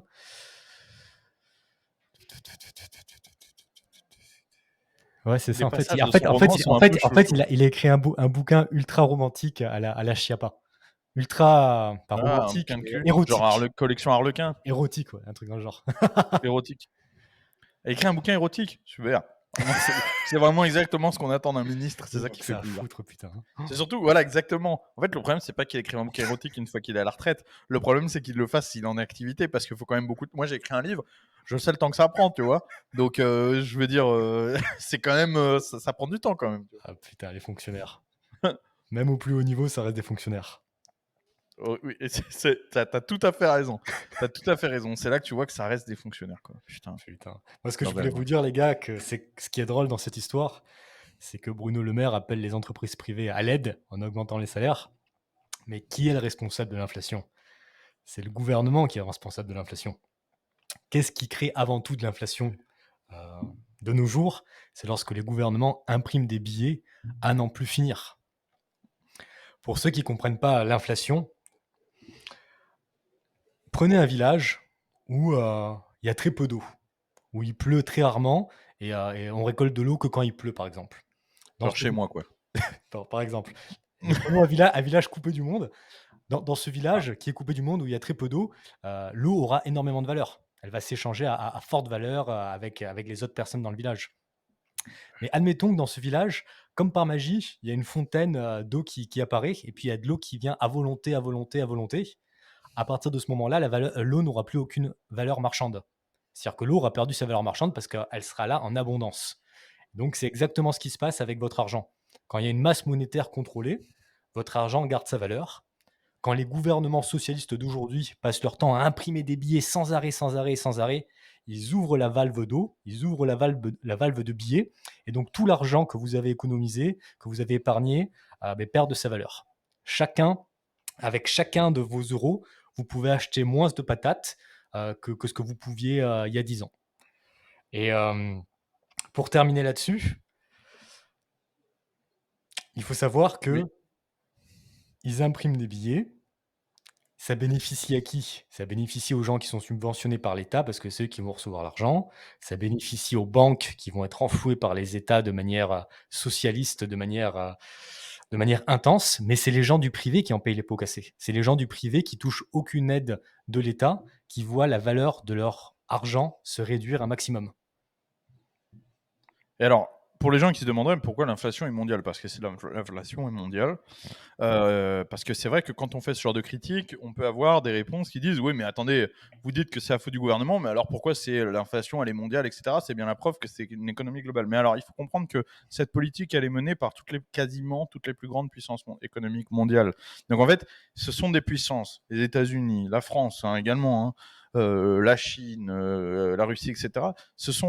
L'Inde, ce sont des puissances qui elles-mêmes comment peuvent faire, enfin, elles guident l'économie mondiale, elles pèsent tellement dans l'économie mondiale que quand plusieurs de ces puissances prennent ce genre de décision, toute l'économie mondiale, vu que le marché aujourd'hui est ouvert, on va pas se mentir, je veux dire, mis à part la Corée du Nord, vraiment des pays comme ça, mais le marché est quand même extrêmement ouvert partout, y compris en Chine, etc. Je veux dire, la Chine commerce avec le monde entier, les puissances pétrolières du Golfe, tout le monde, tu vois, tout le monde, le marché est vraiment commun. Mais en fait, l'inflation, elle est mondiale. Tout le monde est touché par ce genre de décision, puisqu'il faut que ce soit les leaders de l'économie mondiale, ceux qui influent le plus, donc les fortes puissances comme les États-Unis, comme la Chine, les puissances pétrolières comme les pays du Golfe, etc., qui prennent des décisions voilà, libérales pour que tout soit rebasculé dans l'autre sens. Donc évidemment, c'est la faute du gouvernement, mais pas que d'une autre. C'est ça L'ensemble des gouvernements. la vraie réponse, c'est l'ensemble des gouvernements des grandes puissances. tout à fait. Pour, Puisque les banques sont internationales aussi, donc en fait tout ça fonctionne. C'est pas une histoire de complot bizarre, de reptiliens ou de trucs. Tu vois, il s'agit pas de dire ouais les banques sont dirigées par des grandes puissances qui dirigent le monde. C'est pas ça le problème. Le problème c'est que les banques sont internationales, commercent pour la plupart avec le monde entier. Donc les gouvernements du monde entier travaillent entre guillemets dans des intérêts. Enfin, pas commun dans le sens commun entre chaque État, mais ils ont le même genre d'intérêt vis-à-vis des banques et vis-à-vis du marché financier. Ouais, 80 On est de d'accord? tout à fait d'accord. 80 de tous les dollars en circulation ont été imprimés pendant les 2 premières années de mandat de Joe Biden. Et voilà, c'est Imaginez-vous, n'importe quoi. comment est-ce que vous voulez qu'il y ait pas d'inflation avec ça? C'est n'importe quoi. Et d'ailleurs, c'est le cas. C'est le cas. Le prix de l'essence a explosé aux États-Unis, notamment. Le prix de plein de choses, des matières premières, etc., a explosé aux États-Unis. Même au Texas, où les matières premières sont relativement euh, bon marché, on va dire. Je veux dire, bon, l'essence, évidemment, l'eau, le bois, l'électricité, etc. Enfin, les énergies ou les matières premières, etc. Ça va. Ici, on est. Mais ça a quand même énormément augmenté. Et puis, lorsque Bruno Le Maire dit qu'il faut que nos compatriotes se disent: «Ça me rapporte de travailler et pas ça me coûte cher», à cause du prix de l'essence notamment, qui est-ce qui taxe à 100 l'essence? Ouais, c'est Qui ça. qui est-ce qui vient prendre plus de 50 du salaire, d'un employé? Mais voilà, c'est ça en fait. C'est un moment s'ils veulent tout simplement que ils pourraient. Mais tu sais, en plus, même dans leur idéologie socialiste, ils pourraient faire influer les salaires vers le haut en disant les entreprises qui augmentent leur salaire. Tu vois, par exemple, on donne une déduction d'impôts ou de charges sociales à condition d'une augmentation de salaire. Tu vois ce que je veux dire? Ils pourraient faire des vases communicants comme ça, c'est possible. Moi, je me rappelle très bien à l'époque, quand je travaillais dans la sécurité privée, il y avait eu tous ces attentats, etc. On a commencé à dire il faut augmenter les effectifs de sécurité au Stade de France, au Parc des Princes, dans les grands lieux comme ça. Et moi, je me rappelle très bien à l'époque, j'avais dit mais c'est très simple. C'est très simple.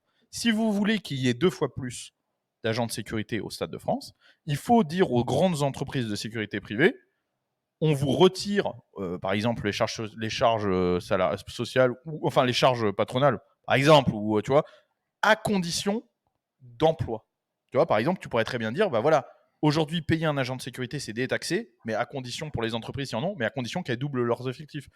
Ils auraient pu faire ça, tu vois. Ouais. Et on se serait retrouvé avec 2 fois plus d'agents de sécurité au Stade de France pour le même prix. Parce que les entreprises, vu qu'elles payent 2 fois un salaire, une fois en charge, une fois en salaire, elles auraient payé toujours la même chose et Ouais, elles mais auraient eu ça 2 fois ça plus ça ça d'employés. ça veut dire ça veut dire moins d'argent pour eux et pour leurs copains, donc ils veulent pas ça. Exactement, voilà, exactement. Et oui, et puis pour faire fonctionner leur pyramide de Ponzi, tu vois, au bout Mmh. d'un moment, tout s'écroule. Mais ce que je veux dire, c'est que même dans une idéologie, même dans une démarche socialiste, il y a des choses comme ça, tu vois, tu peux très bien obliger les entreprises, entre guillemets, enfin, tu sais, faire une contrepartie, quoi. Ouais, dans Il y, une il y avait une idéologie, hein. question intéressante dans les commentaires, je ne sais pas si tu l'as vu passer, qui disait pourquoi l'inflation n'est pas la même dans tous les pays européens. Il y a un corpus de décisions qui peuvent faire influer sur l'inflation. Il n'y a pas que l'impression des billets, etc. Il y a toute la politique économique d'un pays qui influe sur ça. Il y a des pays qui pratiquent les boucliers tarifaires. Il y a des pays qui pratiquent le protectionnisme, tu vois, la taxation à l'entrée, etc. Il y a plein de choses différentes qui peuvent faire d'un pays à l'autre, évidemment, Ouais, comment le tout à fait, marché ouais. est différent. Il y Si on prend a il y a l'Allemagne et la France, il y a oncle Phil, Hardy qui nous c'est dit: lui «La qui a Fran demandé, je la crois. la France n'imprime pas de billets, c'est au niveau européen». En fait, imprimer des billets, ça veut pas dire concrètement imprimer des billets.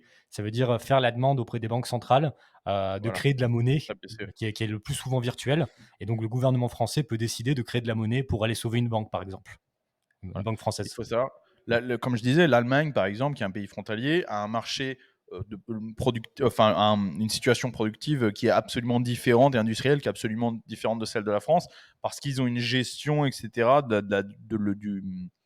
des entreprises, etc., qui est différent. Donc tout ça, ça crée évidemment une différence sur le pouvoir d'achat global et donc finalement sur l'inflation, tout ça. Donc il y a plein de choses. C'est pas si simple, évidemment. Mais les grandes tendances, c'est ça dont on parle. La grande tendance, notamment de l'impression de billets, de la création monétaire, ça c'est une grande tendance qui est mondiale à travers les grandes puissances économiques. Ouais, tout à fait. Ça, que ce soit au Canada, aux États-Unis, en France, partout, partout, ils utilisent l'inflation justement, pour venir, pour pouvoir, boucher les trous de leurs conneries.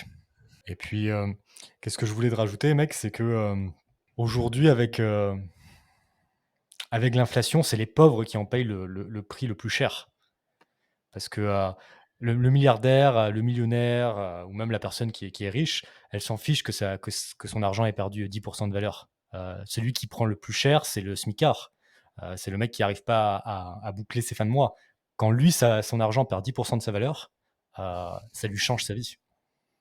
En fait, il y a deux bouts du marché qui sont très très entaillés. Il y a évidemment, parce qu'en fait, la première chose sur lesquelles on renie, c'est toutes les choses de confort non essentiel, évidemment. Donc en fait, comme tu dis, des gens qui sont très aisés, ils vont renier sur des choses qui sont pas extrêmement importantes, tu vois, pour eux. Je dis n'importe quoi, mais par exemple, quelqu'un qui va avoir des bateaux, il va dire je vends un bateau, aujourd'hui je navigue plus autant qu'avant, enfin voilà, des choses comme ça. Tandis que celui qui est déjà dans les premières nécessités, entre guillemets, qui n'a pas beaucoup de hobbies, etc., bah d'abord, il va commencer à réduire les choses Netflix, les trucs téléphoniques, etc. Non, mais bien sûr. Mais après, il renie sur les courses, et c'est ce qu'on fait tous. Hein. Enfin, de la classe moyenne, qui est devenue quasiment une classe pauvre en France, bah, elle va renier sur la viande, on mange moins de viande, enfin, comme ça, qui sont plus, on peut pas parler de choses de confort. Donc, du coup, il y a deux parts du marché qui sont entaillées. Il y a ça, et il y a, du coup, bah, le marché du luxe et du non essentiel. Parce qu'en fait, tous les gens qui vendent des prestations non essentielles, comme nous par exemple, hein, typiquement, moi, ce que je vends, etc., c'est des prestations non essentielles. Je veux dire, YouTube, voilà, mes chemises, les coachings. Moi, dans le milieu du coaching, par exemple, on est extrêmement entaché. Tous les coachings sportifs, etc., ça se casse la gueule parce que les gens ont moins de pouvoir d'achat. Donc, évidemment, entre manger de la viande toutes les semaines et prendre un coach de muscu, bah, ils vont décider de manger de la viande toutes les semaines. Mais du coup, tout est tiré vers le bas parce qu'en fait, les sociétés de coaching, etc., bah, qu'est-ce qui se passe? Bah, elles ont moins de coachs, elles emploient moins, ce qui crée d'autres mecs en situation de précarité qui eux-mêmes vont moins consommer. Et bon, bah, hein, je vous explique pas comment fonctionne l'économie, mais voilà, tout, Ouais. Bah, tout, tout, voyez tout l'impression est de billet, attaché. voyez vraiment l'impression de billet comme une taxe. Et lorsqu'on taxe, ça vient ralentir l'économie. Voilà, ouais, enfin bref. Donc tout ça pour dire que voilà, Bruno Le Maire. Alors après, encore une fois, ça va être un petit peu comme Papendaï, etc. Parce que là, il a fait une déclaration, c'est ça, hein, si j'ai bien Ouais. compris. Mais est-ce qu'il va se passer quelque chose? Non, rien en fait. Il a En juste fait, ils dit. sont drôles parce que Pap Ndiaye, il aimerait que les écoles privées viennent faire un effort. Alors, ils veulent tous qu'on fasse des efforts. Bruno Le Maire, il aimerait que les entreprises privées viennent faire un effort. Alors, je ne sais pas comment ça va se traduire concrètement, mais ça reste à voir, effectivement. Ouais. Faites un effort, s'il vous plaît. Achetez plus de bouquins de cul. On est, D'accord. Au on- lieu de. Non, mais qu'est-ce que vous faites? Sérieux, là. Faites un effort, là. Augmentez les patrons, là. Augmentez vos salariés qui puissent acheter plus de bouquins de cul. Les smicards, mais mettez-vous à lire et pas des conneries du style des livres de philosophie et tout. Lisez des bouquins de cul. Et voilà, quoi. La France, elle sera sauvée, putain. Ah putain, ça ira mieux. Moi, j'ai pas C'est que ça si à foutre, simple. hein. Moi, je suis occupé à écrire des bouquins érotiques. Je suis pas là pour étudier l'économie. Faites un Non, mais, effort, vous. je suis pas là pour déconner, mec. Vous me faites parler d'économie alors que je suis en plein dans mon bouquin érotique, là. J'étais concentré. Putain, vous m'avez fait perdre le fil. Ah, quel enfer. Ah putain, ils foutent de la merde partout. Eh oui. Ils peuvent plus taxer parce qu'ils taxent déjà comme des gros porcs. La France, c'est le pays qui taxe le plus au monde. Donc, ils viennent imprimer des billets. C'est la dernière solution qui leur reste. Ces Ouais, enfoirés. c'est bientôt la fin, vous inquiétez pas. Est-ce que vous avez des questions avant qu'on passe à la suite aux réactions vidéo, etc. Hein, je pense, sauf si tu veux dire autre chose, Guise, mais je pense qu'on a fait un peu le tour de toute Non, façon. c'est bon, ouais. Encore une fois, c'est une déclaration, c'est ça, hein, ce que je disais, c'est une déclaration. Il n'y a rien, il n'y a pas de projet de loi, il n'y a rien du tout à commenter finalement derrière. Oui, tout à fait. Non. Juste par rapport à, Voilà. tu m'as fait penser à un truc par rapport à Pap Ndiaye. Et après, on va prendre vos questions juste après. Ça va me prendre 30 secondes. Tu te souviens la semaine dernière, Baptiste, quand je t'avais dit que est-ce que vous préféreriez pas garder votre argent et vous-même choisir où est-ce que vous mettez vos enfants dans quelles écoles? Tu m'avais dit c'est une question rhétorique. Tout le monde dirait oui à ça. Le truc, c'est que comment ça se traduit concrètement, mec? C'est plus d'écoles publiques, uniquement des écoles privées. C'est-à-dire, il n'y a plus d'éducation nationale, il n'y a que des écoles privées, et je pense pas que la majorité des gens seraient d'accord Non. avec ça en Non, non, France. c'est vrai. En fait, ce que je veux dire, quand je disais que c'est une question rhétorique, c'est que je pense que rhétoriquement, les gens vont dire, bah évidemment. Mm. Par contre, ils ne sont pas prêts tu vois, à ce que ça implique. La responsabilité que ça implique. Exactement. C'est encore un problème, ce que j'allais dire, de responsabilité. C'est encore un problème de est-ce que tu prends ta responsabilité ou pas, évidemment. Évidemment.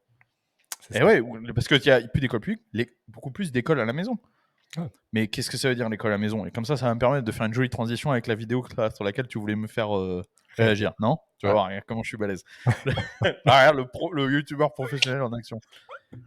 Ça veut dire plus d'école à la maison, ça veut dire plus d'éducation parents-enfants, ça veut dire qu'il va falloir plus éduquer vos enfants, plus leur transmettre. Mais pour avoir quelque chose à transmettre, ça veut dire qu'il faut plus s'éduquer soi-même, être un meilleur exemple dans plusieurs domaines différents. C'est très difficile. Quel métier extrêmement dur que le métier de parent.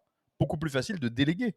Tu vois, aujourd'hui, on délègue énormément le métier de parent. Allez hop, école, il y a l'école, puis après il y a l'étude, puis après il y a la nounou, etc. Et puis voilà, mais moi je suis là pour. Puis après, une fois qu'ils sont à la maison, bon bah allez hop, je les mets devant les dessins animés et Et c'est puis même, réglé. On va si dire, ouais, tu Baptiste, as plusieurs options. En fait, quand on est libre, on a toutes les options qu'on veut. Tu peux aussi, les mettre dans une école privée. Tu peux aussi avoir, un organisme de parents qui se mettent ensemble pour éduquer leurs enfants et chacun les garde une semaine. évidemment, évidemment, mais Il y a tout ça, des c'est des solutions qui sont possibles. responsabilités. Ouais. Bah oui, tu as Ça, c'est raison. énormément de responsabilités.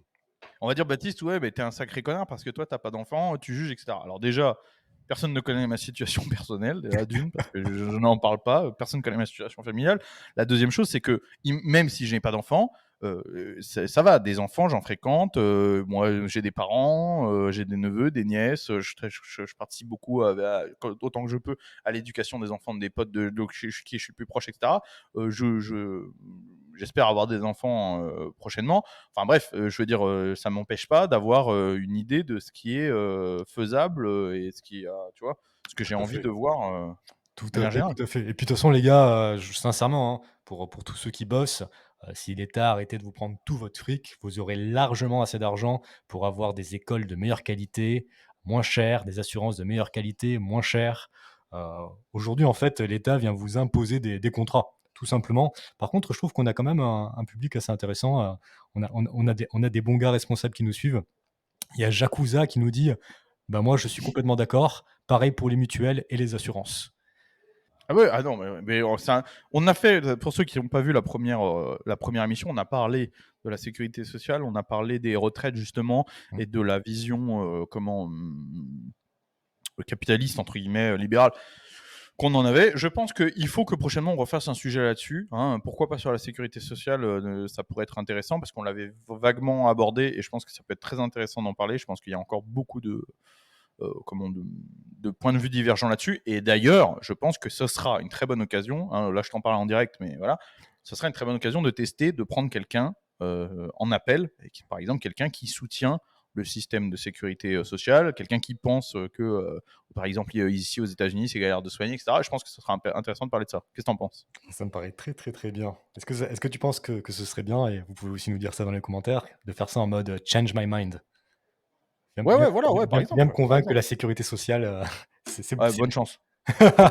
Pour ceux qui connaissent Steven Crowder, vous savez, c'est le gars qui se met dans les campus américains avec une table et devant il y a un sujet C'est du le mec qui type, est payé pour se faire insulter par tout le monde.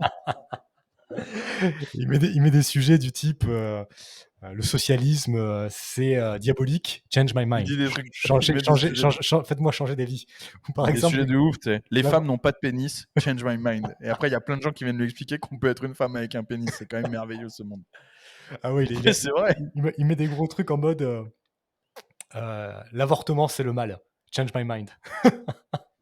Ouais, ouais, il est un petit peu taquin. Il est un petit peu taquin effectivement. Est-ce que toi tu as vu des questions qui t'intéressaient, mec? Je m'en Alors j'ai rappelle vu même que pas. Steluka35, Mmh. ça fait 3 fois qu'il pose sa question, alors qui pour moi est inintéressante, mais on va y répondre quand même. Et j'ai vu qu'il y avait plusieurs personnes qui disaient: «Tu es un infiltré de Libération». Et c'est vrai que ça fait vraiment question de journaliste de Libération. Je sais pas si Steluka, tu es Pierre Plotu. Est-ce que c'est Pierre Plotu? Est-ce que Steluka, c'est le pseudo de Pierre Plotu? Qui dit: que penses-tu? En plus, c'est adressé qu'à moi, Baptiste. Donc toi, il s'en fout de ton avis. J'ai une question. Que penses-tu des groupuscules d'ultra-droite en France ou en Europe en général? Les considères-tu comme étant des personnes avec une idéologie proche de la vôtre ou qui partagent des points communs avec les vôtres? Alors déjà, pour moi, des groupuscules d'ultra-droite, déjà, j'en connais pas. Déjà, ça va être le premier truc. Ensuite, enfin, j'en connais, oui, en Europe, il y en a qui existent. J'ai vu en Hongrie, machin, des trucs comme ça. Ce qui est considéré, qui considère en fait déjà, qui met la barre, qui dit ça c'est à l'ultra droite, quand est-ce qu'on passe de la droite à l'extrême droite, quand est-ce qu'on passe de l'extrême droite à l'ultra droite, parce que ce qui est considéré comme l'extrême droite en France, ici au Texas, c'est la droite molle.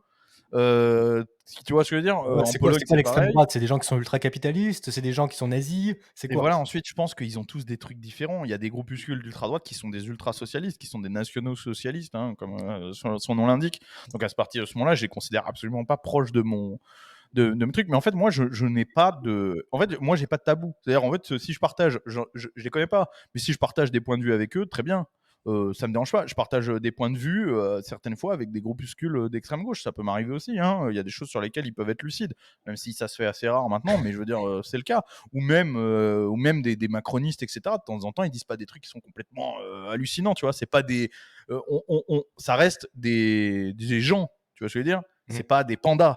Donc je veux dire, on n'est pas complètement. On parle, on parle pas un langage complètement différent. Donc il peut y avoir des choses. Après, je pense que la question ne veut rien dire. Voilà. Ouais, ouais, c'est S'il y a ça. d'autres. Après, S'il y a quelque si un mec qui te dit, «Il faut tuer tous les juifs» ou «Il faut tuer, tous les noirs», évidemment que Ah, mais voilà, la évidemment. question Mais mais bon, ça, la c'est question se extrêmement pose rare. même pas, tu vois. Ouais. Voilà. Hem, Enfin, la question se pose même pas.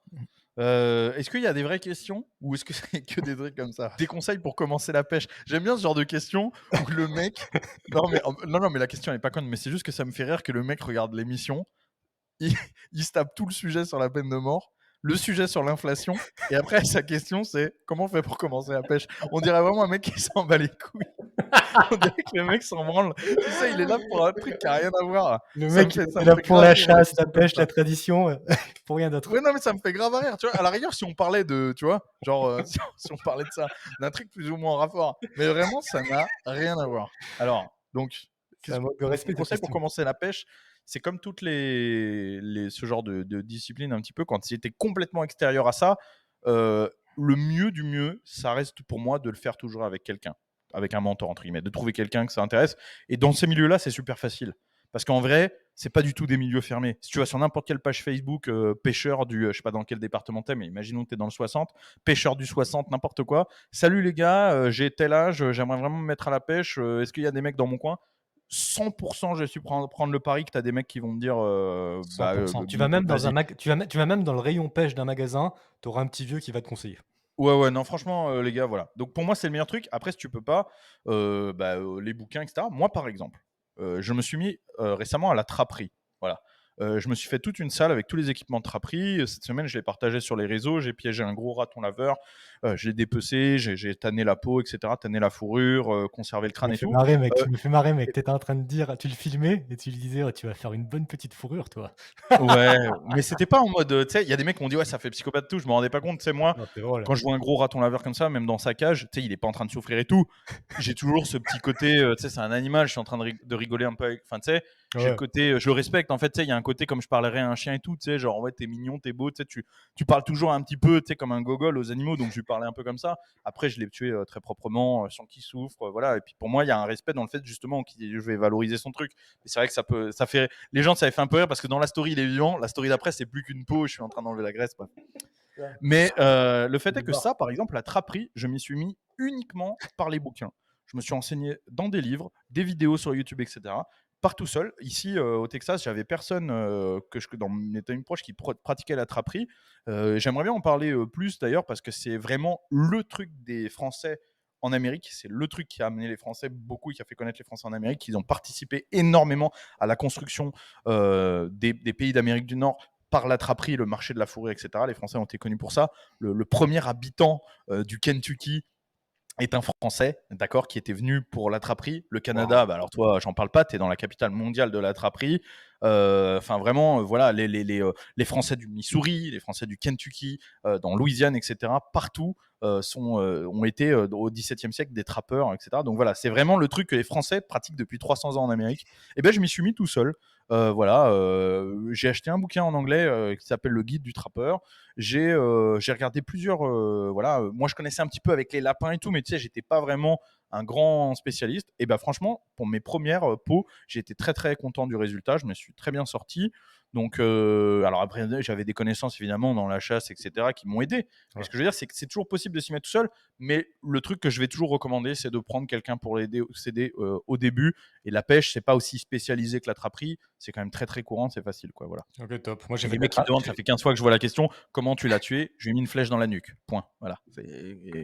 Voilà. et puis, bah, écoute, moi, j'ai fait de la traperie, il y a 3-4 semaines environ. Ah oui? Il y avait des mulots dans ma maison. J'ai posé des pièges à rats. Il faut savoir que il C'est faut pas de la traperie, je ça. sais, C'est mec. des...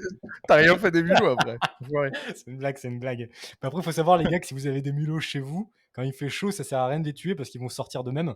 Le truc, c'est qu'il faisait encore très froid chez moi et comme ma copine est enceinte, on voulait pas qu'il y ait de la merde de Là, mulots il fait froid encore partout. chez toi, là? Ben là, il fait 10 degrés, donc ça commence à chauffer. Putain. Tu sais qu'ici, il fait chaud à mort, là, ça y est, hein. C'est bon ça. Je me lève le matin, il fait 24 degrés. Ce matin, je pêchais à 9 h, 24 degrés, j'étais torse nu, j'étais déjà en sueur à 9 h du matin. L'après-midi, en ce moment, il fait 35 degrés. Ah, c'est magnifique. Ah ouais, ça fait une semaine qu'il fait 35 degrés et tout. Même la nuit et tout, laisse tomber. On vit avec les ventilos et tout. Même, genre, la nuit, il pleut. En ce moment, il pleut, il fait 25 degrés. Ah non, non, Ah, je c'est t'assure, c'est la tropical. nuit, hein. C'est Hein? tropical. C'est tropical. Bah, Quand non, il ouais, bah, pleut, quand il pleut, qu'il fait 25 degrés. c'est le Texas, Il y avait quoi. une, il y avait une question C'est... intéressante, et moi ça m'intéresse aussi. Alors laisse-moi retrouver qui a posé cette question. C'était Alfred Duré. Les Américains qui ont des ancêtres français le savent ou ils s'en foutent?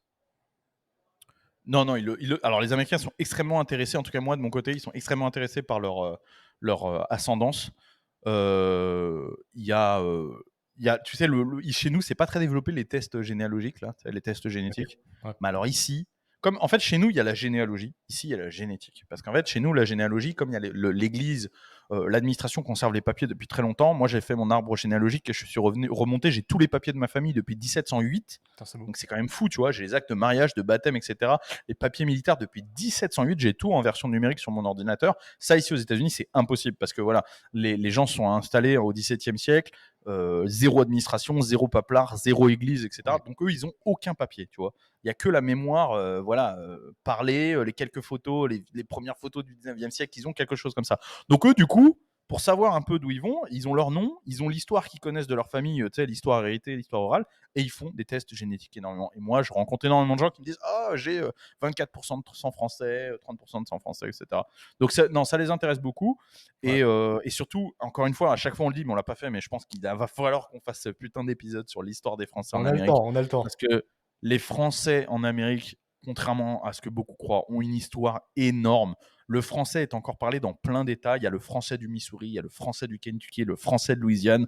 Je veux dire, et en plus, il y a un revival. C'est un peu comme chez nous, les langues régionales. Tu sais, chez nous, les langues régionales, elles revivent un peu. On commence à reparler plus les langues régionales. Ici, c'est pareil. Le français du Missouri, par exemple, qu'on appelle le français popo, était vachement descendu. Il y avait plus que quelques centaines de pratiquants. Et là, on est remonté à plusieurs milliers parce que il y a des associations avec Internet qui se sont recréées, etc. Et réapprennent le français.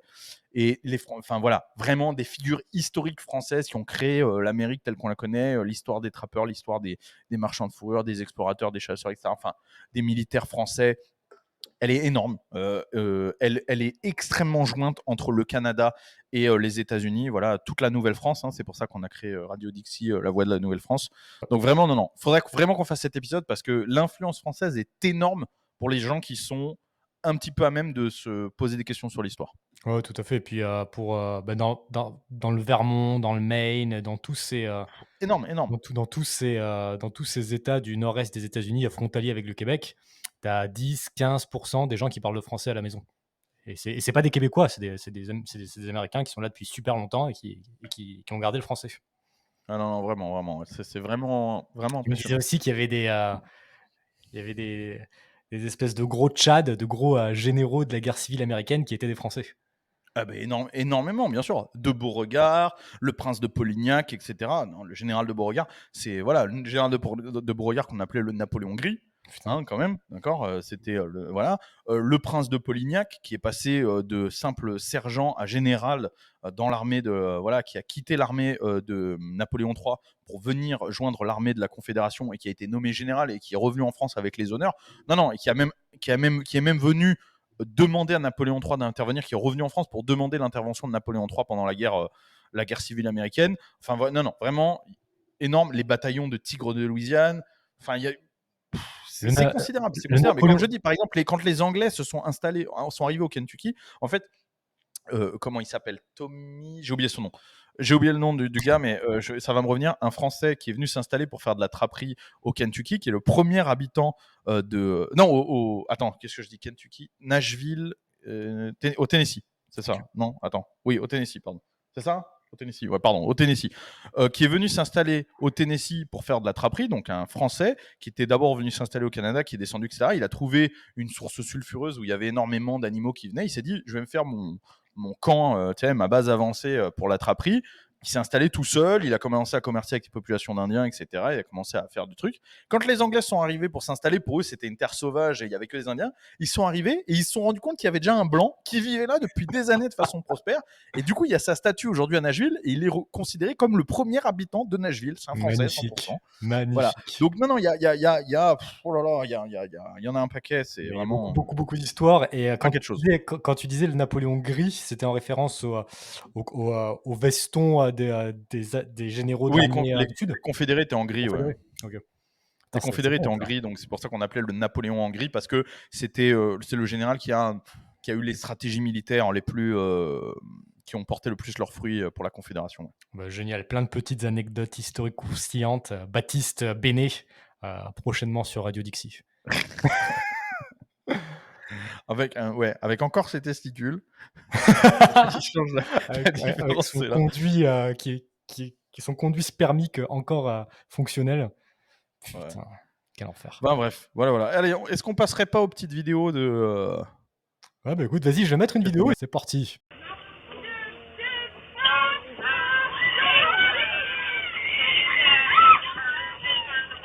Look, someone call 911.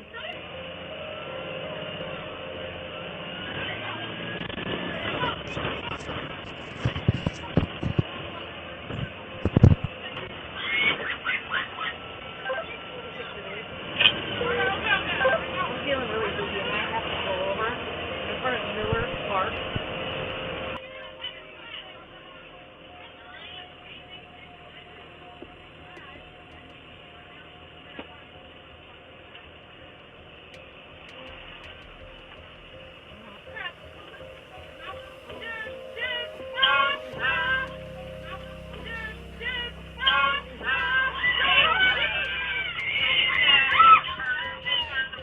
Look, someone call 911. Now. Donc voilà les gars, vous avez compris le délire. Qu'est-ce que Ouais, tu alors peux déjà réaliser? gros big up à ce gosse, vraiment, qui voilà.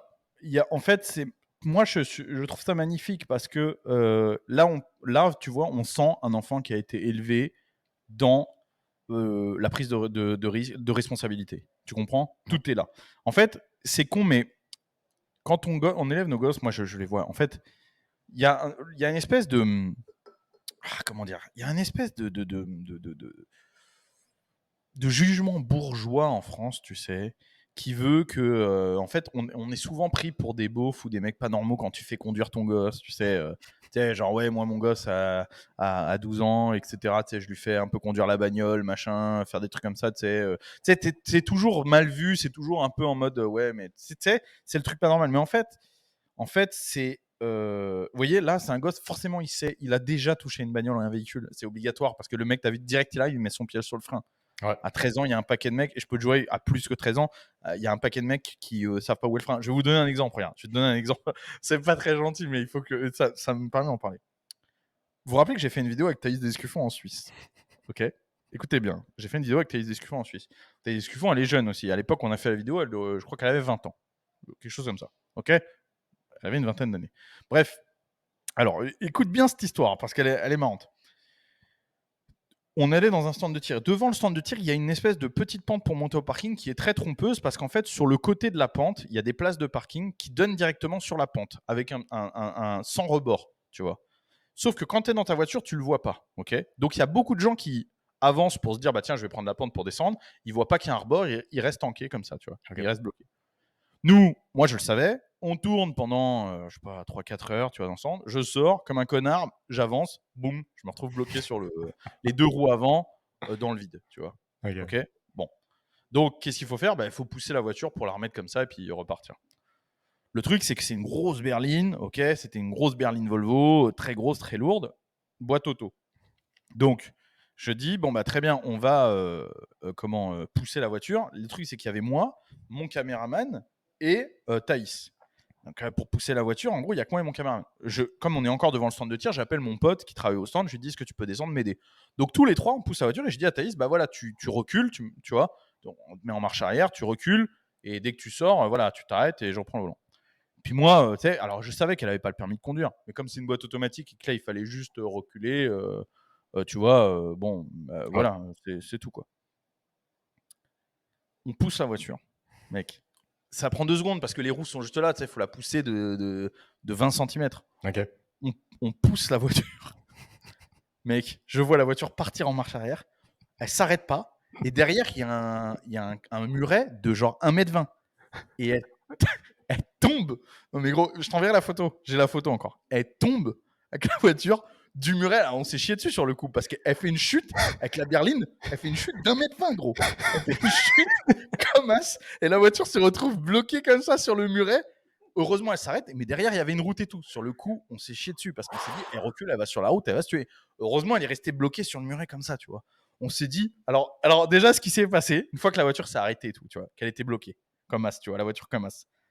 On s'est regardé, il y a eu une seconde de rien, et là, on est explosé, on est parti en fou rire, mais gros, on est parti en fou rire, mais à pleurer de rire, et j'arrive, et je suis en train de rire, et je vois mon pote qui s'appelle Mathieu, qui travaille au Big Up, s'il nous entend, Mathieu qui travaille au stand de tir, en train de pleurer, et il me dit, mais Baptiste, mais on peut plus rien faire là, parce que la voiture elle était bloquée. Là c'était le dépanneur obligatoire, gros. La voiture elle était comme as, elle avait les roues en l'air et tout, tu vois. Putain. Et en fait, quand j'ai demandé à Thaïs qu'est-ce que t'as fait, elle m'a dit, je croyais qu'il y avait une pédale pour reculer, une pédale pour avancer.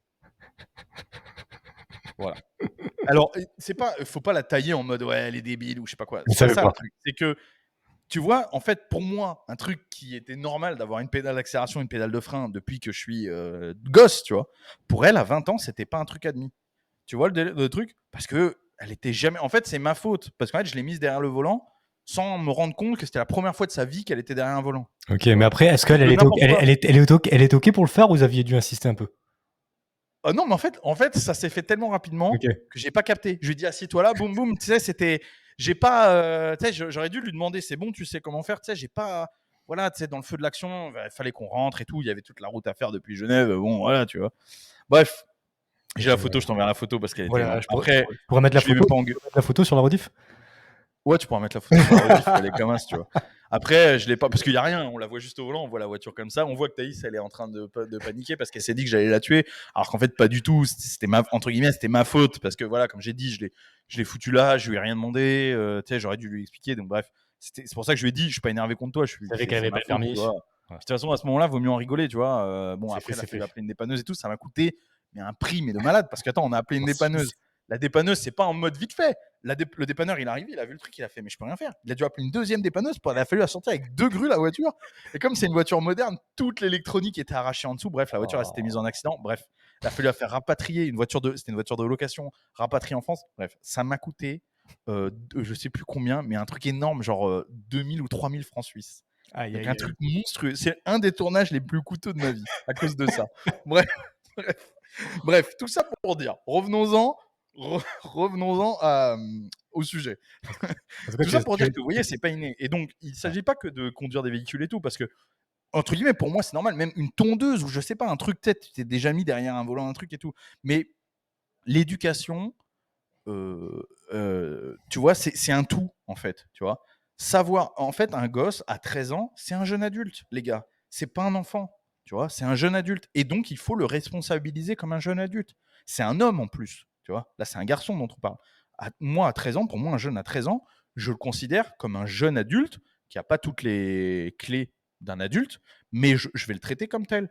Tu vois, quand j'emmène des jeunes, voilà, 10 ans, 12 ans, 9 ans, j'en sais rien, à la pêche, à la chasse, etc., je vais pas lui faire en mode non, bah ça c'est trop dangereux pour toi, ça touche pas. Non, je vais les responsabiliser, tu vois. Je vais leur donner des responsabilités, je vais aider. Le mec, il me dit ah, mais j'en sais rien, tu vois. Par exemple, me suis fait mal, les ronces, ça me fait saigner, etc. Je vais pas lui dire oh mon pauvre chouchou, je vais pas non plus lui dire on a rien à foutre, espèce de tapette, mais je vais lui dire bah voilà, ça, ouais, bah oui, ça pique, t'as marché dans les ronces, voilà, bah c'est comme ça, tu vois. Moi aussi, ça me pique, tu vois. Tu comprends ce que je veux dire ou pas?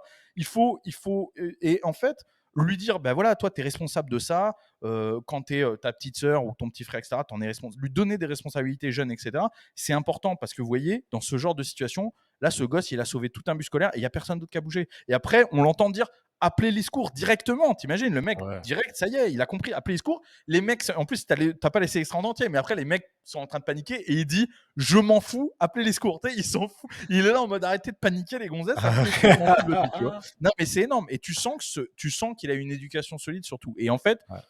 Et puis euh, au-delà de l'aspect technique, de savoir comment fonctionne une voiture, un bus, il faut, non, non, faut ouais. avoir une éducation courageuse, masculine, pour réagir à ce moment-là. Exactement, exactement. Mm. Mais voilà, tu vois, tout ça pour dire que oui, les gars, c'est des choses importantes comme ça. Et en fait, à la fin, vous voyez, le résultat concret, c'est ça. Le résultat concret, c'est ça. C'est qu'un garçon à 13 ans, si vous l'avez élevé comme un jeune adulte, etc., c'est un homme. Et si vous l'avez traité comme un homme, bah, il agit comme un homme. Et en fait, ces mecs-là, plus tard, bah, c'est des mecs qui vont être des hommes, tu vois, actifs dans la société, qui vont avoir un poids positif dans la société, des responsabilités, prendre des responsabilités, être des leaders, etc. Donc c'est vraiment un très beau, Ouais. un Et très bel exemple en fait, tu vois. tout à fait. Il n'y a rien de mal à éduquer les garçons de façon masculine, parce que Oui, il s'agit pas de faire le gros beauf et tout, ouais, ça n'a rien à voir, tu vois, ça n'a rien à voir. Mais leur faire prendre des risques, leur faire prendre des responsabilités, etc., à ces jeunes, c'est une superbe chose pour moi. Vraiment, je pense que c'est le mieux que vous puissiez faire, surtout qu'aujourd'hui, la société, elle va leur faire peser un poids énorme finalement, sans que vous ayez votre mot à dire. Donc, qu'ils soient déjà prêts, tu vois. Et on voit tellement de mecs à l'âge adulte qui sont encore des gosses parce qu'en fait, il y a eu zéro transition. Ils arrivent, ils ont tout été faits comme toujours considérés comme des petits enfants, etc. Ils arrivent à l'âge adulte et puis là, le monde leur tombe dessus et ils supportent pas et ils demandent à la société de s'adapter à eux. Que tu vois, l'exemple inverse, c'est ça. C'est de dire qu'une fois que tu as bien préparé ton gosse, tu en as fait quelqu'un avec des bases solides, que ce soit intellectuellement, culturellement, mais aussi physiquement, euh, philosophiquement, il y a, etc. il y a Et plein voilà, ça donne ce d'adultes, genre de choses. il y a plein d'adultes de nos jours qui auraient pris 5 fois plus de temps à réagir que ce gamin. Et non, non, Ouais, non, mais bon. Donc, on n'aurait pas du tout réagi, qu'on aurait paniqué comme les autres, mais évidemment. tout à fait, tout à fait. Et puis, comment dirais-je, par rapport au fait d'éduquer vos enfants, vos garçons de manière masculine, c'est super important pour la société parce que qui est-ce qui va être un rempart contre le mal? Qu'est-ce qui va être un rempart contre les hommes mauvais? Mais c'est les hommes masculins bons. Et Là, c'est c'est vrai. c'est Jordan Peterson qui disait ça. C'était très intéressant. Il nous disait il faut être dangereux, il faut être Ah oui. puissant, il faut être fort. Parce que si vous n'êtes ni puissant, ni fort, ni dangereux, donc si vous éduquez pas vos enfants comme ça aussi, il y a aucun mérite à être une bonne personne. Il y a aucun mérite à ne pas faire de mal parce que dans tous les cas, vous en êtes incapable.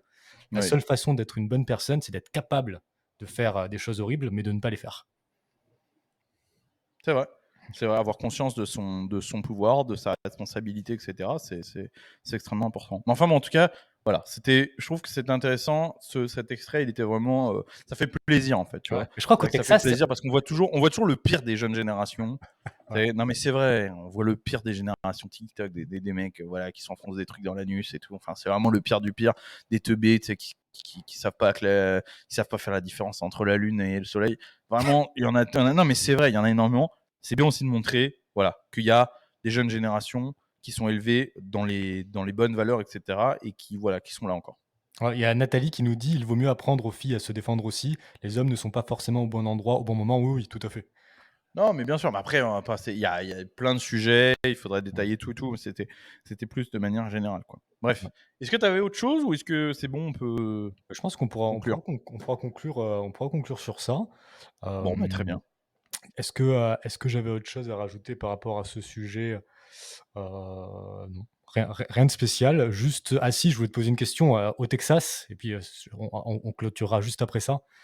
C'est ce que je voulais te demander, juste avant. Heu, Dans les écoles, est-ce qu'ils leur apprennent, des choses plus intéressantes qu'en France, du sport, des trucs plus concrets, des choses de ce type? Après, tu sais comme moi, comme le système éducatif est fait ici, donc il y a vraiment des écoles très différentes, etc. Il y a beaucoup d'écoles qui proposent notamment des activités du style menuiserie, tu Ah sais, ouais. bricolage, etc., cuisine, ce genre de choses. Pour moi, c'est extrêmement intéressant. Pour moi, c'est clair que si on devait parler du système éducatif, il nous faudrait un sujet entier, hein, en France. Mais pour moi, il y a 50% des matières et du programme à virer déjà pour que les enfants passent beaucoup, beaucoup moins de temps à l'école et ensuite pour essayer de leur apprendre des choses qui peuvent servir dans la vie de tous les jours, tu vois. Parce qu'en fait, c'est génial que 50 000, tu vois ce que je veux dire, qu'il y ait 50 000 mecs qui connaissent le théorème de Pythagore, mais t'en as pas un qui s'est posé une étagère. C'est un peu con. Non, mais en fait, c'est terrible, mais en fait, le théorème de Pythagore, s'ils devaient faire des études et un métier où il y a besoin de ce théorème, ils l'apprendraient, tu vois. Mais Ouais. une étagère, en fait, il y a quasiment 100% de chances qu'un jour ils aient besoin de le faire. En fait, c'est des petites bases d'autonomie et apprendre aux enfants à être un minimum autonome. Je pense que c'est une bonne chose. Le travail manuel, pour moi, j'en ai fait tout un chapitre dans mon livre. Pour moi, c'est extrêmement important parce que c'est valorisant, parce que c'est le fait de se salir les mains, etc. C'est le fait de pouvoir distinguer et de mettre sur un pied d'égalité le physique et l'intellectuel, de comprendre que c'est bien d'avoir les théories, c'est bien d'avoir de la culture, etc. Mais qu'il faut savoir aussi s'en servir, agir, avoir du concret. Donc, non, c'est vraiment tout ça important. Et ouais, ici, bon, il y a une grosse place qui est liée, qui est faite au sport, il y a une grosse place qui est faite à ce genre d'activité, mais encore une fois, ça dépend des écoles. D'un État à l'autre, il y a des systèmes éducatifs très différents. Il y en a qui sont vraiment déficients, et puis il y en a d'autres qui sont au contraire très bons. Donc, J'imagine que faut s'inspirer du meilleur. j'imagine que plus c'est libre, plus il y a de choix, plus il y a de la qualité, plus tu peux décider. Finalement, c'est toujours ça, hein, quand tu as le choix. Bon, mais après, il y a des écoles qui sont très chères aussi, ça dépend des moyens de chacun. Ouais. Il y a des écoles qui sont plus chères que d'autres, ça. Mais bon, même dans des écoles publiques, dans certains endroits, il y a certains endroits où ils ont des très bonnes écoles publiques. Moi, je pense à chez moi, dans mon village, il y a une très bonne école publique, par exemple. Donc voilà, où ils vont justement faire ce genre d'activité, où on va mettre une grande place pour le sport, tout ça. Il y a des écoles publiques dans certaines villes qui ont des installations sportives très développées, etc. Donc OK, bah, c'est vrai qu'après le problème avec l'école publique, c'est que c'est à double tranchant. Ça dépend de qui décide pour ces écoles publiques. Je vais conclure là-dessus, le cœur du sujet, le cœur du problème, à mon avis, c'est l'école publique parce qu'en France, vous avez des socialistes qui font des programmes d'éducation nationale pour laver le cerveau de vos enfants, en faire de bons petits socialistes et puis c'est un cycle sans fin.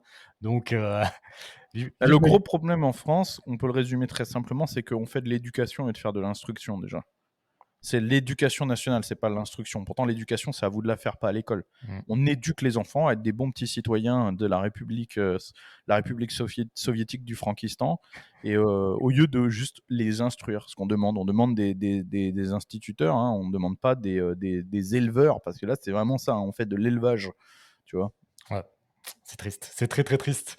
Bah, écoute, un grand merci Baptiste, ça m'a fait plaisir cette petite émission, tous les 2. On avait hésité à inviter quelqu'un, mais on s'était dit que cette fois-ci on allait faire ça comme au début et vous inquiétez pas dans d'autres émissions, il va y Là, on va avoir des pouvoir mettre en invités, place le système dont on a parlé, ouais. des libres antennes et cetera, ça va être dynamique. Encore un grand merci, pour tous ceux qui ont été présents ce soir et puis, à la prochaine fois. À plus Voilà, Baptiste. je finirai sur un petit mot, c'est bonne nuit Victor, parce que j'avais dit que je lui dirais bonne nuit, parce qu'il regarde souvent le live avant d'aller se coucher la dernière fois et j'ai oublié, donc voilà, bonne nuit Victor. Bonne nuit Victor, ciao.